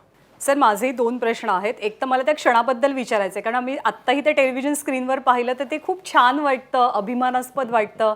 म्हणजे त्या क्षणी काय होतं, म्हणजे अशी भीती होती, थोडीशी धाकधूक होती, तो क्षण कसा होता? आणि दुसरा प्रश्न असा की बऱ्याचशा शिक्षकांना एका टप्प्यानंतर पुढे जावं असं वाटतं. म्हणजे मी प्राथमिकला शिकवतोय तर मी माध्यमिक मुलांना शिकवतो किंवा उच्च माध्यमिक. तुम्हाला असं कधी वाटलं नाही का? मी तो पहिल्या प्रश्नाच्याकडे पहिल्यांदा बोलतो की तो क्षण जो होता तो कसा मॅनेज केला त्यांनी ते सांगतो की आमचं ऑलरेडी शूटिंग करायचं होतं त्यांना 10 शिक्षकांचं की तुमच्याशी स्टीफन फ्राय बोलणार आहेत, तुम्ही तुमच्या फॅमिलीसोबत राहा आणि आपण ते लाईव्ह इव्हेंटचं शूट करतोय ऑलरेडी. मग आम्ही ते शूटिंग केलं. स्टीफन फ्रायनी माझ्याशी बोलले, फॅमिलीशी बोलले, 10 जणांशी बोलून झालं आणि त्यांनी तो कॉल एंड केला. आणि मग परत 5 मिनिटांनी त्यांनी मला ईमेल केला की तुझं शूटिंग चांगलं झालेलं नाही आहे, आपल्याला परत एकदा रिशूट करायचं आहे तुझं. मी म्हटलं मी आता सगळं चेंज केलं. नाही नाही नाही, ते पहिल्यांदापासून करायचं आहे आपल्याला, ते बदललं आहे आता, क्लॅरिटी वगैरे चांगली नाही. मग मी परत ते सगळा सेटअप करून बसलो आणि समोर बघतोय तर मागचा बॅकग्राऊंड पूर्ण चेंज झालेला. स्टीफन फ्राय ज्या आमच्याशी बोलताना ज्या बॅकग्राऊंडला होते ते बॅकग्राऊंड चेंज झालं आणि त्यांनी हातातून पाकिट काढलं डायरेक्ट. आणि म्हणतं हे शूटिंग, मला प्रश्न विचारण्याच्या ऐवजी हे पाकिट कशाला काढतायत. आणि डायरेक्ट त्यांनी ती घोषणा केली की winner of the global teacher prize 2020. तो मतलब कल्पनाच नाही आले की कसं काय हे घडते. कारण माइंडसेट काय होता तर हे रिशूट करायचं, हे रिटेक करायचं आहे आता. आणि यांनी अचानक असा धक्काच दिला. तो ते खूप नॅचरल झालं. तुम्ही स्क्रीनवरती पण पाहिला असेल की ती एक उत्स्फूर्तपणे आलेली प्रतिक्रिया किंवा ती रिॲक्शन होती. आणि त्या रात्री आम्ही झोपलो नाही. कारण हे शूट आधी झालं आणि ते रिलीज त्यांनी नंतर केलं. हा भाग त्यांनी रिलीज नंतर केला. मध्ये किती दिवस होते म्हणजे जगाला कळेपर्यंतचा मधला काळ किती दिवसांचा होता? 2 दिवसांचा. काय 2 दिवस काय केलं? त्यांनी मला सांगितलं होतं स्वतः मला घरामध्ये लॉकडाऊन करून घ्यायचं, तू बिलकुल बाहेर पडायचं नाहीस, नाहीतर आम्ही तुला डिस्क्वालिफाय करू. पण त्याच्यामध्ये जेव्हा प्रश्न विचारतानाचं जे नेपथ्य होतं, म्हणजे एका बाजूला आई, एका बाजूला वडील आणि मध्ये बायको नव्हती त्यावेळेला, प्रश्नाच्या वेळेला होती का ती? त्यावेळेस माझा मुलगा झोपलेला होता. अच्छा. त्याच्यामुळं त्यांनी विचारलं होतं की आम्हाला आवडेल त्याला पण फीचर करायला, पण तो त्यावेळी झोपला होता. आणि कारण मध्ये 10-15 मिनिटाचा वेळ गेला, त्या वेळेत तो उठला होता. त्यामुळे आम्ही त्याच्यापाशी त्याला खेळवण्यात व्यस्त होतो. त्यामुळे तो त्यावेळेस ती पत्नी नव्हती आणि पण तो परत वडिलांनी हाक मारली आणि तो, कारण ते बघितलं मी की त्यांनी हाक मारली आणि मग बोलवलं आणि हे झालं. ती नव्हती त्यावेळेस, ती नव्हती. पण मग आता सगळ्या महाराष्ट्राच्या मनातला प्रश्न की 7 कोटीतलं, तर खरं तर ते खूप कौतुकास्पद गोष्ट आहे पहिली की त्या बाकीच्या शिक्षकांच्या कामाला त्यातली निम्मी रक्कम देणं. तर मगाशी जो उल्लेख झाला होता की आधीच तुम्हाला ते 10 प्रश्न जेव्हा ते लिहायचे असतात तेव्हा त्याच्यामध्ये लिहायचं असतं की त्या पैशाचं काय करणार. तेव्हा हे म्हटलं होतं की मी म्हणजे असं करीन, इतरांना देईन, असा काही उल्लेख होता त्याच्या? तो मी ऑलरेडी डिसिजन घेतलेला होता. खूप मोठी गोष्ट आहे ही. खूप म्हणजे प्रत्येकाला इतका आनंद किंवा छान वाटलं की एखाद्या म्हणजे विजेत्यानं आपल्याला मिळालं तेवढ्यात समाधान न मानता बाकीच्या प्रयोग करणाऱ्यांच्याही प्रयोगांना असा हातभार लावून आणि खूप अभिमान वाटावा की आपल्यातला एक मुलगा असं काहीतरी करतोय. का वाटलं असं करावं? कारण basically teachers are working for outcomes, not for the incomes. शिक्षक स्वतःचं जीवन त्या मुलांसाठी त्याग करतात किंवा त्यांच्यासाठी पूर्ण जीवन अर्पण केलेलं असतं. आणि मग अशा त्याग भावनेच्या शिक्षकांचा एवढी मोठी रक्कम दिल्यानंतर त्या संस्थेचा मी विचार केला की ते $1 मिलियन का देत आहेत. त्या युनेस्कोचा विचार केला की त्यांना काय यांच्याशी पार्टनर्स व्हावं वाटलं. म्हणजे त्यांना टीचिंग प्रोफेशन अल्टिमेटली काय करायचं, रिस्पेक्टफुल एका स्टेजवरती आणायचं आहे. आणि मग त्यांचं हे गेस्चर्सला आपण कसं रिस्पॉन्ड करावं. कारण शिक्षण क्षेत्रासमोरच्या अनेक समस्या आहेत, पण त्याला शोधण्याचं किंवा त्याच्यातलं मात करण्याचं काम शिक्षकच करतील. पण एकटा रणजित डिसले की ती समस्यांवरती उपाय शोधेल. पण रणजितसोबत जर हे अजून 10 जण आम्ही आलो तर मला वाटतं एक चांगलं आम्ही काम करू शकतो, जे देशाला आणि जगाला पण चांगल्या पद्धतीनं एक दिशा देईल. तर म्हणून मला असं वाटलं की त्या 9 शिक्षकांचंही काम जे आहे ते इन्क्रेडिबल आहे. म्हणजे माझ्या इतकंच तेही त्यांचं काम त्या ठिकाणी महत्त्वाचंच आहे. मग त्यांना मिळतं ते विजेत्यालाच सगळं मिळतं. त्याला पण एक बंपर लॉटरीच लागते, 7 कोटी त्याला मिळून जातात आणि यांना काहीच मिळत नाही. त्याच्यामुळं मला असं वाटलं की कदाचित त्यांना डिसअपॉइंट होऊ शकतात ते. आपण एवढं केलो पण आपल्याला टॉप 10मध्ये गेलो पण काहीच नाही मिळालं. कदाचित मग ते नाही ना परत त्या फील्डमध्ये किंवा ते झाले तर ते सोडून मग आज कसं आहे बघा, जिंकला एक पण खुश 10 जण आहेत. आणि आज मला त्या 10 देशातले पण इंटरव्ह्यू द्यावे लागतात. कारण तिथल्याही मीडियाला कौतुक आहे, याला तू दिलेस तू काय यांना दिलेस ते सांग आम्हाला. म्हणजे त्यांचे इंटरव्ह्यू होतच आहेत, पण तिथं मलाही त्यांना सांगावं लागतं की हाच प्रश्न अनेक देशातली मीडिया तोच विचारतो की हे का. तर मला वाटतं आमच्या 10 जणांचा चांगला group, together we can make difference. आम्ही कलेक्टिव्ह एफर्ट्सनी जर पुढे गेलो आणि एकमेकांना मदत करत करत चांगले उपाय शोधत गेलो तर त्याच्यासाठी ही रक्कम वापरता येईल असा माझा पूर्वीपासून विचार होता. बऱ्याच जणांना असं वाटलं ना की चला आता तर काय कोट्याधीश झाला माणूस, आता काय त्याला बाकी करायची गरज नाही. ते उरलेल्या 3.5 कोटीचं काय करणार आहे? त्याचाही प्लॅन मी ऑलरेडी त्यांना दिला होता. आणि तुम्हाला हा प्रश्न पडलाय तो इंटरव्ह्यू मध्ये मलाही विचारला होता की तुला खरंच असं करायचं आहे का. मी म्हणले येस, मी ते ऑलरेडी ठरवलेलेच आहे. ते म्हणले 2 दिवस विचार कर आणि आपण परत एकदा इंटरव्ह्यू घेऊया तुला. ठीक आहे, 2 दिवसानंतर पण भेटा, पण उत्तर तेच असेल. 3.5 कोटीचं उरलेलं काय करायचं याचा प्लॅन ऑफ ॲक्शन ऑलरेडी त्या उत्तरामध्ये दिलेला असतो. त्याच्यामध्ये सांगितलं होतं की 50% जे मला मिळेल त्यातला 30% मी टीचर्स इनोव्हेशन फंड म्हणून वापरेन. जे तुम्ही आज QR कोडचा उल्लेख केला ते इनोव्हेशन इतक्या मोठ्या स्तरावरती किंवा स्केलवरती म्हणजे राबवलं गेलं. असे अनेक चांगले इनोव्हेशन शिक्षकांकडे असतात. ते समाजासमोर आले पाहिजेत आणि ते सर्वत्र त्याचा प्रचार झाला पाहिजे. त्यांच्या त्या इनोव्हेशनसाठी हा इनोव्हेशन फंड 30% जी रक्कम आहे ती आम्ही दरवर्षी वापरणार आहोत. आणि 20% जो भाग राहतोय तो लेट्स क्रॉस द बॉर्डर्स हा प्रोजेक्ट मी सुरू केलेला आहे. तर त्याच्यासाठी मी तो 20% भाग वापरतोय. त्याच्यामध्ये आम्हाला 2030 सालापर्यंत जगातले जे 8 अशांत देश आहेत कायम भांडत राहतात तिथल्या 50,000 मुलांची पीस आर्मी तयार करायची आहे. आम्ही आतापर्यंत 18,000 मुलांपर्यंत पोहोचलो आहेत जे आमच्या पीस आर्मीचा भाग झालेले आहेत. तर या पीस आर्मीसाठी ही 20% रक्कम जी आहे ती मी खर्च करतोय. कोणते देश आहेत? भारत पाकिस्तान आहे, इस्रायल पॅलेस्टाईन आहे, इराक इराण आहे आणि अमेरिका आणि नॉर्थ कोरिया. हे देश जितका अशांत राहण्यासाठी मिलियन्स डॉलर्स खर्च करतात, मला असं वाटलं की एवढा खर्च करण्यापेक्षा निम्मा रक्कम जर तुम्ही एज्युकेशनमध्ये इन्व्हेस्ट केला असता तर पीसफुल सिटिझन्स आणि एक शांतताप्रिय नागरिकांची जडणघडण करू शकला असतात. आणि म्हणून मग ह्या उद्देशानेच मी लेट्स क्रॉस द बॉर्डरसाठी हा. पण पीस आर्मीची मुलं काय करणार? पीस आर्मीची मुलं काय बेसिक करतात ते मला सांगतो. हा 6 आठवड्याचा प्रोजेक्ट असतो. त्याच्यामध्ये भारत पाकिस्तानची मुलं एकमेकांना कनेक्ट केली जातात. 150 काय वयाची मुलं? ते डिपेंड्स की त्या शाळा ज्या मी त्या वेबसाईटवरती शिक्षकांकडून जे इच्छुक आहेत त्यांच्याकडून आम्ही माहिती अगोदर मागून घेतो की कोण कोण इच्छुक आहे. त्यावेळेस त्यांचे वय, त्या मुलांची संख्या हे सगळं माहिती घेतलेलं असतं. त्यांना त्या वयाची आणि त्या संख्येची मुलं आम्ही त्याच पाकिस्तानच्या शाळेत कनेक्ट करून देतात. मग ते पहिल्या आठवड्यामध्ये पीस बडीज असतात. इकडले 20 मुलं असतील तर तिकडले 20 मुलं एकमेकांचे पीस बडीज होतात. 1 to 1 होतं. माझे मित्र तुम्ही, तुमचा मित्र मी. मग एकमेकांना विचारायचं काय करतो, कितवीत आहे, तुझी आवडीनिवडी, हे एक आठवड्यामध्ये ते पीस बडीचं ॲक्टिव्हिटी चालते. दुसऱ्यामध्ये आम्ही विचारतो की व्हाय आर वी फायटिंग, आपण का भांडत आहोत, हे भारतातल्या मुलांना काय वाटतं आणि पाकिस्तानच्या मुलांना काय वाटतं याच्याविषयी त्यांची ती मतं एकमेकांशी शेअर करतात. तिसऱ्या आठवड्यामध्ये सिमिलॅरिटीज अँड डिफरन्सेस असतात. म्हणजे भारत पाकिस्तानमध्ये साम्य काय आहे आणि त्याच्यामध्ये वेगळेपण काय आहे हे त्यांनी एकमेकांशी शेअर करायचं. चौथ्या आठवड्यामध्ये त्यांना एका पीसफुल कंट्रीजच्या शिक्षकाचं लेक्चर त्यांना हे दिलं जातं. म्हणजे त्यांच्याशी संवाद साधतात आणि ते शिक्षक सांगतात की त्यांचा देश कसा पीसफुल बनला, पीसफुल असण्याचे काय फायदे आहेत हे त्या मुलांना अनुभवायला मिळतं. त्यांच्याकडून म्हणजे समजून घेतात ते. 5व्या आठवड्यामध्ये आम्ही सोल्युशन्सवरती चर्चा करतो. आपल्याला जर पीसफुल व्हायचं असेल किंवा स्वतः एक पीसफुल नागरिक म्हणून बनायचं असेल तर स्वतःची कमिटमेंट काय असेल, तुम्ही काय कराल स्वतःसाठी किंवा तुमच्या पीस बडीसाठी तुम्ही काय कराल, याच्यावरती मुलं आपली विचार आणि कमिटमेंट जाहीर करतात.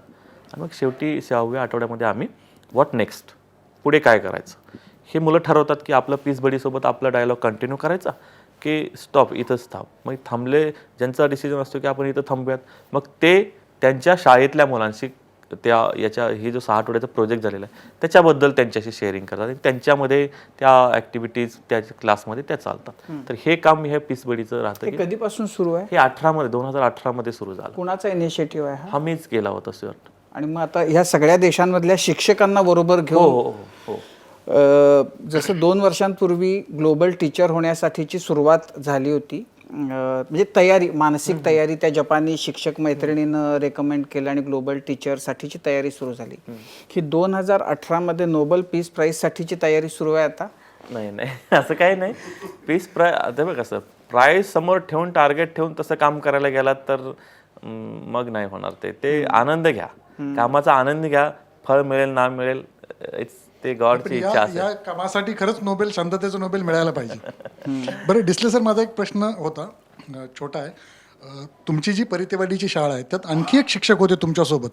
त्यांचं कधी काही ते काय करत होते? ते कसे मदत करत होते, त्रास देत होते, विरोध करत होते, काय होतं त्यांचं? कदम गुरुजींचं. तुम्ही काल आमच्या शाळेत यायला हवं होतं. आमचा काल प्रतिनिधी आला होता. आमच्या शाळेमध्ये गावकऱ्यांनी मिरवणूक काढली माझ्या आणि सत्काराचा कार्यक्रम ठेवला होता इकडे यायच्या अगोदर. आणि मग मी त्यावेळेस सांगितलं की असं म्हणतात ना, एखाद्या पुरुषाच्या मागे एक स्त्री असते, तसं एखाद्या शिक्षकाच्या मागे त्याचा एक सहकारी असतो. आणि माझा सहकारी हा खूप रिझर्व टाईपचा आहे, हा खूप बोलका नाही आहे. म्हणून मी स्वतः सांगितलं की कदम गुरुजी, तुम्ही आता ह्या क्षणाला तरी तुम्ही नाही म्हणू शकत नाही, तुम्ही प्लीज उभा राहा. आणि मला जो सत्कार दिला, गावकऱ्यांनी सन्मान दिला होता, हा मी तुमच्या चरणी अर्पण करतो. आणि मी त्यांना हार आणि श्रापळ घातला, ते गावकऱ्यांना खूप भावलं. या माझ्या प्रवासामध्ये लक्षात घ्या की त्या व्यक्तीचं योगदान आपल्याला नाकारून चालणार नाही. मध्यंतरी जेव्हा तुमचे रिपोर्टर गेले होते सुनील देवान सर, सो ते पण त्यावेळेस म्हणत होते की मला समोर कॅमेऱ्यासमोर घेऊ नका, मी माझं काम करेल, सरांना काय मदत लागेल ते मी करेन, पण त्याचं योगदान नाकारून आपल्याला कधीही चालणार नाही. सर, तुम्ही QR कोड संदर्भात संशोधन केले, तर त्या QR कोडसाठी एखादं ॲप्लिकेशन डेव्हलप वगैरे करावं लागलं का? आणि ते केलं तर मग ते कसं होतं? वर्किंग कसं? नाही, मी QR कोडसाठी ॲप्लिकेशन डेव्हलप नाही केलं किंवा ते बनवलं नाही. ऑलरेडी जे आहे तेच वापरलं. मी फक्त माझ्या मुलांसाठी, माझ्या शाळेतल्या मुलांसाठी QR कोड तयार केले. Don't reinvent the wheel. जे आहे ते वापरा, जे आहे त्याच्यामध्ये काही इनोव्हेशन करता येतंय का बघा. ॲप तयार करणे हा माझा एरिया नाही ना, ऑलरेडी कोणीतरी केलेला आहे, त्याचा वापर करून काही वेगळं करता येतंय का, म्हणून मी फ्रीमधले एक स्कॅनर ॲप वापरतो. आता तरी सरकारने दीक्षा नावाचा प्लॅटफॉर्म तयार केला, दीक्षा ॲप आहे, त्याच्यामध्ये जर तुम्ही त्या ॲपमधून बालभारतीच्या पुस्तकातले कोड स्कॅन करू शकता. तर मी ॲप तयार करण्याकडे नाही फोकस केला. दुसरं एक होतं सर की प्रॅक्टिकल आपल्याकडे कायम ऑप्शनल पाहिलं जातं. म्हणजे प्रॅक्टिकल म्हणजे काय, ठीक आहे पासिंग पुरते मार्क मिळतात त्यातनं. तर या मेंटॅलिटीला बदलण्यासाठी काय करावं लागेल? कारण शाळांमध्ये 10वी पर्यंत प्रॅक्टिकलचे 15 मार्क म्हणजे ठीक आहे, काय नाही इकडे झालं तर तिकडचे 15 मार्क घेऊन तुला पास करू. तर ती मानसिकता बदलण्यासाठी आमच्याकडे नाही, आमची लहान मुलं असतात त्यांना प्रॅक्टिकलचा हे नसतो. म्हणजे आमच्याकडे सातत्यपूर्ण संरंकष मूल्यमापन असतं राज्यभरासाठी. हा, राज्यभरात ते प्रॅक्टिकल तो तुमचा म्हणजे सायकोलॉजीचा माइंडसेटचा भाग आहे. तसा काही plan आहे का तुमचा की आता त्याच्याविषयी कसं तर हे वर्ष काढायचंय म्हणून ते 15 मार्क घेऊन टाकायचे, इकडे प्रॅक्टिकलचे 15 आणि तिकडे थेअरीचे 15, ते झाले 30ची आपल्याला कुठून तरी बेरीज लावायची. पण तुमचा हेतू हा माहिती आणि ज्ञान मिळवणे असला पाहिजे. पासिंग होणे हे टार्गेट नाही. जसं मग म्हणाले की बघ नोबेलसाठी तू ट्राय करतोय 18मध्ये, म्हणजे ते टार्गेट झालं ना. मग टार्गेट कसंही अचीव करतात लोक, प्रोफेशनली जे असतात ना, ही कॉर्क्रुप कसंही करून ते टार्गेट अचीव करायचं आहे. तसं न करता अगोदर बेस तयार करा. आपल्याला जमिनीमध्ये रुतून काम करायचं असेल तर प्रॅक्टिकल एक्झाम असली काय किंवा थेरॉटिकल रिटर्न एक्झाम असली काय, डझंट मॅटर. डिसले गुरुजी, तुम्ही शाळेत कसे विद्यार्थी होता? म्हणजे हुशार विद्यार्थी होते की खूप शिक्षकांचे बोलणे खाणारे विद्यार्थी होते? आणि म्हणजे त्यातनं तुम्ही काही शिकले का की आपल्या विद्यार्थ्यांना आपण हे नाही शिकवायचं, असं नाही रागवायचं किंवा काय? म्हणजे नाही, त्या काळात शिक्षक विद्यार्थ्यांना खूप मारायचे आणि माझे वडील पण खूप मारायचे मला, आणि मला शाळेतनं हाकलून देणे हे प्रकार बऱ्याचदा झालेले आहेत. आणि आज ज्या मॅडम मला मारायच्या, गव्हाणे मॅडम, त्यांना त्यावेळेस बाई म्हणायचो आपण, त्यावेळेस गव्हाणे बाई, त्या परवा दिवशी घरी आल्यानंतर अक्षरशः त्यांच्याही डोळ्यात पाणी आलं की त्यांना आठवत होतं मी किती मार खाल्लेला आहे त्यांचा. किती वेळा त्यांनी मला दरवाजाच्या बाहेर उभा केलेलं, अंगठे धरायला लावलेले, पण त्याच्यातून काहीतरी हा झाला, चांगला तयार झाला असं त्यांना आनंद. म्हणजे आता असं आहे की माझ्या लहानपणी किंवा एक 10-20 वर्षांपूर्वीचं शिक्षण देण्याची पद्धत आणि आजची पद्धत किंवा शैक्षणिक विचार याच्यामध्ये जमीन आसमानाचं अंतर आहे. माझ्या वेळेला असं होतं की मार खाऊन आला म्हणजे काहीतरी चुकलेला आहे म्हणून मार खाल्लेला आहे. हल्ली असं आहे की तुम्ही ओरडू पण शकत नाही. तुम्ही मारणं तर लांबची गोष्ट, तुम्ही मारलं तर त्याच्या बातम्या होतात, अशी परिस्थिती आहे. शिक्षकांना शिकवणं हल्लीच्या काळामध्ये जास्त अवघड झाले किंवा मुलांना शिस्त लावणं खास करून. शिस्त 2 पद्धतीने लावली जाते. एक फोर्सफुल असतं, दरारा असतो, तुम्ही संपादक आहात, तुमचा या लोकांवर दरार आहे, आणि फ्रेंडली रिलेशन आहे, स्वयंशिस्त. माझा फोकस हा स्वयंशिस्तीवरती जास्त राहतो, की मुलांना शिक्षक हा दरडावणारा, रागवणारा असं न वाटता त्यांच्यातला मित्र असला पाहिजे. ते मला रात्री अपरात्री फोन करून सांगतात, सर जेवलात का तुम्ही आज? किती वाजता? 10 वाजता. त्याला विद्यार्थ्याला असं वाटतं की सरांची काळजी घेतोय, किंवा आपण सर उद्या येताना मला तेवढं चॉकलेट घेऊन या बरं का, म्हणजे मी आल्यावर पैसे देतो सर तुम्हाला. मग हे आपल्याचं रिलेशन बिल्टअप केलं जातं. मग त्यांना आपण त्यांच्या कलाने त्यांना ते सवय लावली किंवा शिस्त लावायला गेलं तर ते स्वतः स्वयंशिस्तीनं ते फॉलो करतात. नाहीतर इतर वेळी तुम्ही म्हणलात की 11 वाजता आलंच पाहिजे, 10 वाजता आलंच पाहिजे, हा अभ्यास झालाच पाहिजे, नाही. चुकला तर माझा अर्थ असतो की काहीतरी शिकण्याची संधी निर्माण केलास, नियम मोडलास म्हणजे तुला काहीतरी वेगळं करावं असं वाटलंस, तर तो का मोडलास बाळा नियम, मग त्याचं तो एक्सप्लेनेशन देत राहतो. आणि मग त्या एक्सप्लेनेशन कितपत बरोबर आहे, कितपत चूक आहे हे त्याला समजलं की मग तो स्वयंशिस्तीकडे जास्त प्रवृत्त होतो. मारायची गरज नाही असं नाही, असं नाही गरज मुलांना. आणि मग त्यांच्या मनात गव्हाणेबाईंचं चुकलं त्यावेळेला. अरे मी म्हणलं ना की त्यावेळेस मी 20व्या शतकातला विद्यार्थी होतो. आताचे हे 21व्या शतकातले विद्यार्थी आहेत. त्यांना लगेच मग बघतात ना, ते पिक्चर बघतात, रिॲक्शन कशी द्यावी, ते त्याचा परिणाम त्यांच्यावर होतो ना. त्यामुळे ती नकारात्मक भावना शिक्षकाबद्दलची त्यांच्या मनात निर्माण होऊ नये असं मला वाटतं. तुम्ही वारंवार तुमच्या म्हणजे सुरुवातीलाच पगाराबद्दल सांगितलं, तर जेव्हा तुम्ही ही टेक्नॉलॉजी डेव्हलप करत होतात किंवा नवीन नवीन प्रयोग करत होतात, तेव्हा त्या प्रयोगांची आर्थिक बाजू कशी सांभाळलीत, आणि ज्या वर्गांमध्ये गुरंढोरं होती तर तिकडे तुम्ही काहीतरी वेगळे प्रयोग करतायत, तर शाळेने कसा पाठिंबा दिला? आणि दुसरा प्रश्न हा होता, तुम्ही तुमच्या जॅपनीज मैत्रिणीबद्दल उल्लेख केला, तिच्याशी मैत्री कशी झाली आणि असे किती ग्लोबल मित्र आहेत तुमचे? त्या जपानच्या शिक्षिकेबद्दलचा बोलतो. ह्या QR कोडचा टेक्स्टबुकचा जो प्रोजेक्ट होता त्याला 2015 अराऊंड 15 का 16 साली मायक्रोसॉफ्टकडून जगातल्या 300 इनोव्हेटिव्ह प्रोजेक्ट्समध्ये निवडलं गेलं होतं. आणि मग हे सादरीकरण करण्यासाठी मला टोरंटो इथं त्यांनी आमंत्रित केलं होतं. तिथं हे जगातले 300 इनोव्हेटिव्ह टीचर्स होते. तिथं ही जपानची मैत्रीण होती, शिक्षिका, की आपल्याला सगळ्यांना तिथं प्रेझेंट करावं लागतं. त्यामुळे ज्याचं कुणाला काम आपल्याला आवडतं तर त्याच्याशी आपली आपसुकच मैत्री तयार होते आणि आपण त्याच्याशी अनेक पुढे कंटिन्यू रिलेशन बिल्ड करतो, फ्रेंडशिप करतो. तर असे नेटवर्क्स तयार होत होत होत मग ते ग्लोबल फ्रेंड्स होतात. आणि मग तिथून मी तो एक टप्पा होता अशा नेटवर्कमध्ये एक चंचू प्रवेश करायचा. तिथून ते आता खूप विस्तारत गेले. आता जवळपास 80 देशापेक्षा अराऊंड 80 तर आहेत की तिथं मी डायरेक्ट तिथल्या शिक्षकांना काही समजा न्यूजमध्ये काय आम्ही वाचलं तर तिथून आम्ही खातरजमा करू शकतो का तुम्ही कसे आहात बाबा, काय तिथं चाललेलं आहे. ह्या जपानच्या शिक्षिकेसोबत आमचं कंटिन्यू इंटरॅक्शन का होतं तर ते त्यांची आपत्ती व्यवस्थापन यंत्रणा फार तगडी आहे. जेव्हा मध्यंतरी मला वाटतं 1 वर्ष का 1.5 वर्षाखाली मुंबईमध्ये आग लागली होती आणि एका मुलीनं स्वतःला सर्व्हाइव्ह केलं होतं, कारण तिला शिक्षकांनी सांगितलं होतं की ते पाण्याचा फडकं तुम्ही हे केलं की त्याच्यामुळं. मग ते मुलांनी पेपरमध्ये वाचल्यावर म्हणले की सर हे तुम्ही आधी कधी आम्हाला सांगितलं नाही, असं कसं आम्ही मग आग लागली तर सर तुम्ही हे असलं सांगत नाही आम्हाला. मग मी म्हटलं थांबा, आपण जे बेस्ट आहे त्याच्याकडनं ऐकून घेऊ, त्याची काय यंत्रणा ते कसे राबवतात.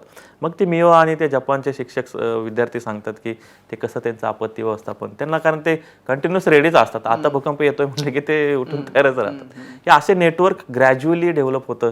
आता 10-11 वर्ष झालेली आहेत माझा सर्व्हिस करून. तर याच्यामध्ये नेटवर्क खूप ग्लोबली नेटवर्क वाढत जातं. असं एक शिक्षकांचं नेटवर्क तयार झालं. येस. इनोव्हेटिव्ह टीचर्सचं जसं महाराष्ट्रामध्ये नेटवर्क असतं तसे ते ग्लोबली आहे. आणि मला पहिल्यापासूनच तो इंटरेस्ट होता की काय करतात बाहेरच्या देशातले शिक्षक, आपले शिक्षक असे आहेत तर तसे ते काय आहेत आणि मग त्यांचं प्रोफेशन ते किती डिवोटेडली करतात, आपले शिक्षक कशा पद्धतीने वागतात किंवा कशा पद्धतीने त्यांची मेथडॉलॉजी, हे सगळं मला जाणून घ्यायचं होतं. आणि मग त्याच्यामुळे हे जाणीवपूर्वक नेटवर्क जे आहे. आता दुसरा प्रश्न तो आर्थिक बाजू कशी सांभाळली आणि शाळेने कसं सहकार्य केलं? मी जेव्हा आता हे QR कोडचा प्रोजेक्ट चालू केला तेव्हा माझे 3 वर्षाचा कालावधी संपला होता, प्रोबेशन पिरियड, आणि तिथून मला चांगली सॅलरी मिळू लागली होती. ह्या QR कोडच्या प्रोजेक्टसाठी लागणारा जो आर्थिक भाग होता हा मी रोटरीच्या मदतीनं, रोटरी क्लब मोडणीम जे आहे त्यांच्याकडे मी असा प्रस्ताव दिला की मी असं काहीतरी तयार केलेलं आहे आणि हे स्केलअप करण्यासाठी मला पैशांची गरज आहे, तर तुम्ही करू शकता का. त्यांना ते आवडलं. त्याच्यानंतर आपल्या चॅनलवर खर्च होता त्यावेळेला त्याचा? त्यावेळेस काहीतरी 7,500 रुपये खर्च आला होता आम्हाला. तर ते त्यांनी त्याला हे केलं, स्पॉन्सर केलं एका शाळेतल्यासाठी. ते 300 शाळांसाठी करण्यासाठी मग त्यांनी परत जास्त आम्हाला फंडिंग दिलं. त्यांचा लिटरसी प्रोग्राम असतो त्याच्या अंतर्गत त्यांनी, तर अशा पद्धतीनं मी कम्युनिटीकडून पण कम्युनिटी सोशल रिस्पॉन्सिबिलिटी ज्याला म्हणतो, तर त्याच्या मदतीनं हा आर्थिक भार थोडा हलका करायचा प्रयत्न केला.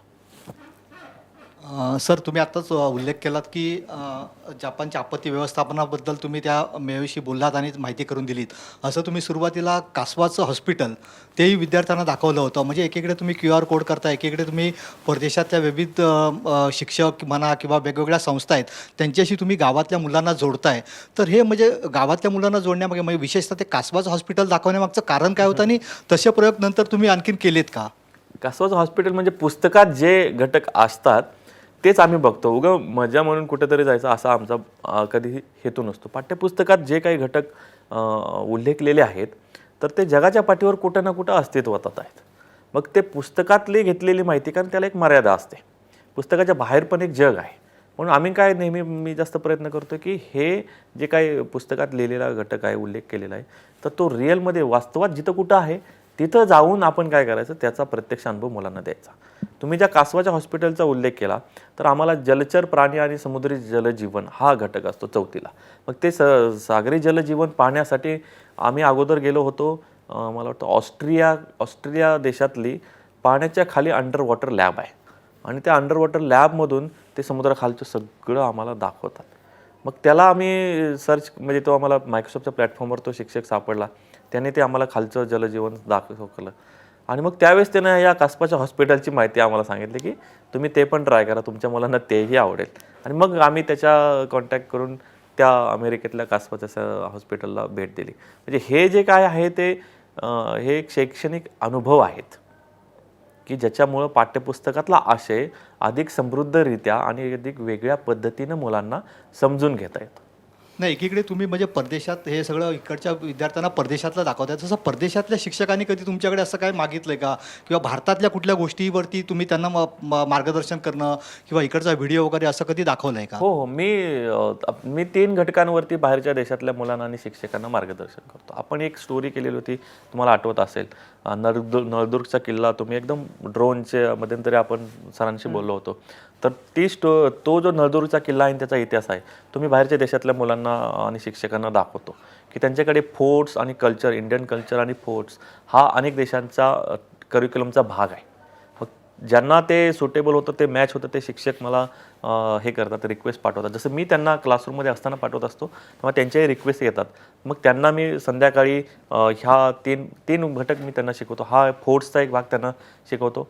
दुसरा मी सायन्सचे एक्सपेरिमेंट करून त्यांना दाखवत असतो की ज्या शाळेमध्ये विज्ञानाच्या प्रयोगशाळा नाहीत तर त्या शाळेतल्या मुलांना लाईव्ह एक्सपिरियन्स किंवा लाईव्ह प्रात्यक्षिकातून प्रयोग करून दाखवायचे आणि त्यांच्या वैज्ञानिक संकल्पना आहेत त्या अधिक स्पष्ट करून दाखवायच्या. आणि तिसरं जे आहे ते आमचं सोलापूर जे आहे ते टेक्स्टाईल हब आहे. तिथं टेक्स्टाईलमध्ये चादरीचं प्रचंड टॉवेलचं उत्पादन होतं. तर ते कसं बनवलं जातं, टेक्स्टाईल इंडस्ट्रियल आणि डिझाईन हा पण एक घटक आहे अनेक देशातल्या पाठ्यपुस्तकांचा. तर तिथं मी अशा पद्धतीने त्यांना म्हणजे मार्गदर्शन करतो आणि शेअरिंग करतो. याचं तिकडचं जे अभ्यासक्रम आहे, जसं तुम्ही सांगता की टेक्स्टाईल आहे, तसं आपल्याकडे तसा अभ्यासक्रम सुरू करायचं. माईक परदेशामध्ये जसं तुम्ही सांगता की टेक्स्टाईल वगैरेचे अभ्यासक्रम आहेत, तर तसे अभ्यासक्रम इकडच्या विद्यार्थ्यांना शिकवण्याची आवश्यकता आहे असं वाटतं का तुम्हाला? अभ्यासक्रम हा त्यांच्या गरजानुसार त्यांनी बनवलेला असतो. आपला अभ्यासक्रम हा आपल्या गरजेनुसार आपण बनवलेला असतो. त्यांचं चांगलं आहे तसं आपल्यामध्ये पण काही चांगलं असतं, जे म्हणून तर त्यांना ते आपल्याकडनं घ्यावंसं वाटतं. आपल्या अभ्यासक्रमाची रचना ही ऑलरेडी मला वाटतं आता डेव्हलपमेंट प्रोसेसमध्ये आपण आहोत. जी आता नवीन एज्युकेशन पॉलिसी येते ती पण एक 21व्या शतकातली अतिशय म्हणजे तो एक मला असं वाटतं की एक पिलर ठरेल की त्या एज्युकेशन पॉलिसीमुळे शिक्षण क्षेत्रातले जे काही आपण म्हणतोय त्याच्यामध्ये साचलेपणा आहे, त्याच्यामध्ये नाविन्यता नाही आहे, हे याची सुरुवात आता हळूहळू व्हायला सुरुवात झालेली आहे. जो अभ्यासक्रमाचा उल्लेख करताय तो अजून वेगळ्या पद्धतीनं आणि अपडेटेड कसा राहील याच्यावरती शासनदृष्ट्या प्रयत्न कंटिन्यू चालू राहतातच. सर, जिल्हा परिषदेचा शिक्षक म्हटलं की साधारण गावापुरतं किंवा तालुक्यापुरतं मर्यादित असतं, पण तुम्ही ग्लोबल कनेक्ट आहे तुमचा, जगभरात तुमचे मित्र आहेत, शिक्षकांशी तुम्ही कनेक्ट आहात. तर त्यांना तुम्ही ठरवून भेटता, तुमची ती भेटण्याची पद्धत कशी असते? आणि दुसरी गोष्ट की तुमच्याकडून जसे अनेक तुमची जी पद्धती आहे ते त्यांना उपयोगी पडते, तसं त्यांच्याकडनं आणखी कोणत्या अशा पद्धती आहेत ज्या ज्याचा अनुभव तुम्हाला आला आहे आणि तुम्ही तुमच्या विद्यार्थ्यांना शेअर केला आहे? तर आम्ही त्यांना ठरवूनच भेटतो, असं ॲक्सिडेंटली शाळेत गेलो आणि आज अचानक झाले तर नाही. त्यांची वेळ प्रॉपर वेनी त्यांची अपॉइंटमेंट घेऊन वेळ ठरवला जातो, दिवस ठरवला जातो आणि ते सेशनचं त्या लेसनचं प्लॅनिंग पुरेपूर केलं जातं.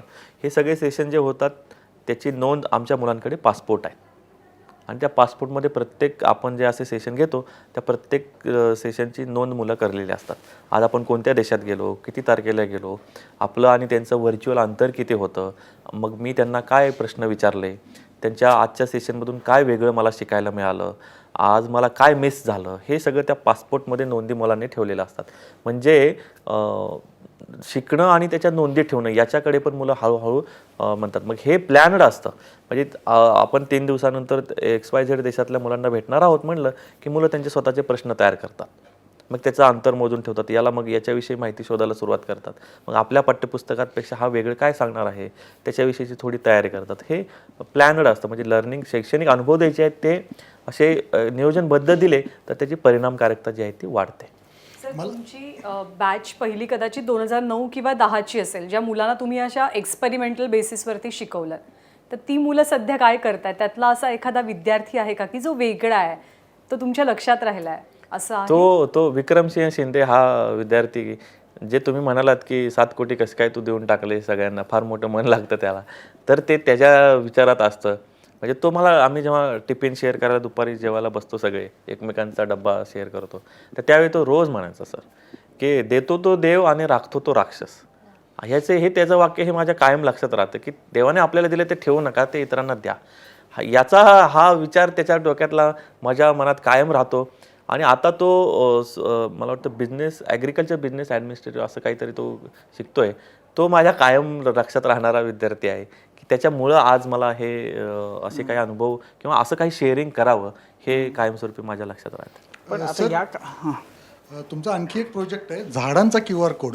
मला त्याच्याविषयी जरा माहिती घ्यायची आहे, कारण आता नॅशनल जिओग्राफिकने त्याचं कौतुक केलं होतं. काय आहे तो प्रोजेक्ट? आणि त्याला जोडूनच दुसरं आत्ता आपला लेट्स क्रॉस द बॉर्डर जो इश्यू होता, त्यातले काही अनुभव मला ऐकायला आवडतील, त्यातल्या त्यात भारत पाकिस्तानमधले. झाडांचा QR कोड म्हणजे आम्ही ग्रीन प्लॅनेट असा तो प्रोजेक्ट होता. म्हणजे पाठ्यपुस्तकामध्ये आमच्या भूगोलाच्या लिहिलेलं आहे की 33% क्षेत्र हे वनाच्छादित असायला हवं. आणि मग एके दिवशी तो घटक शिकवत असताना एक जण म्हणाला की मग सर आपल्या गावचं किती आहे?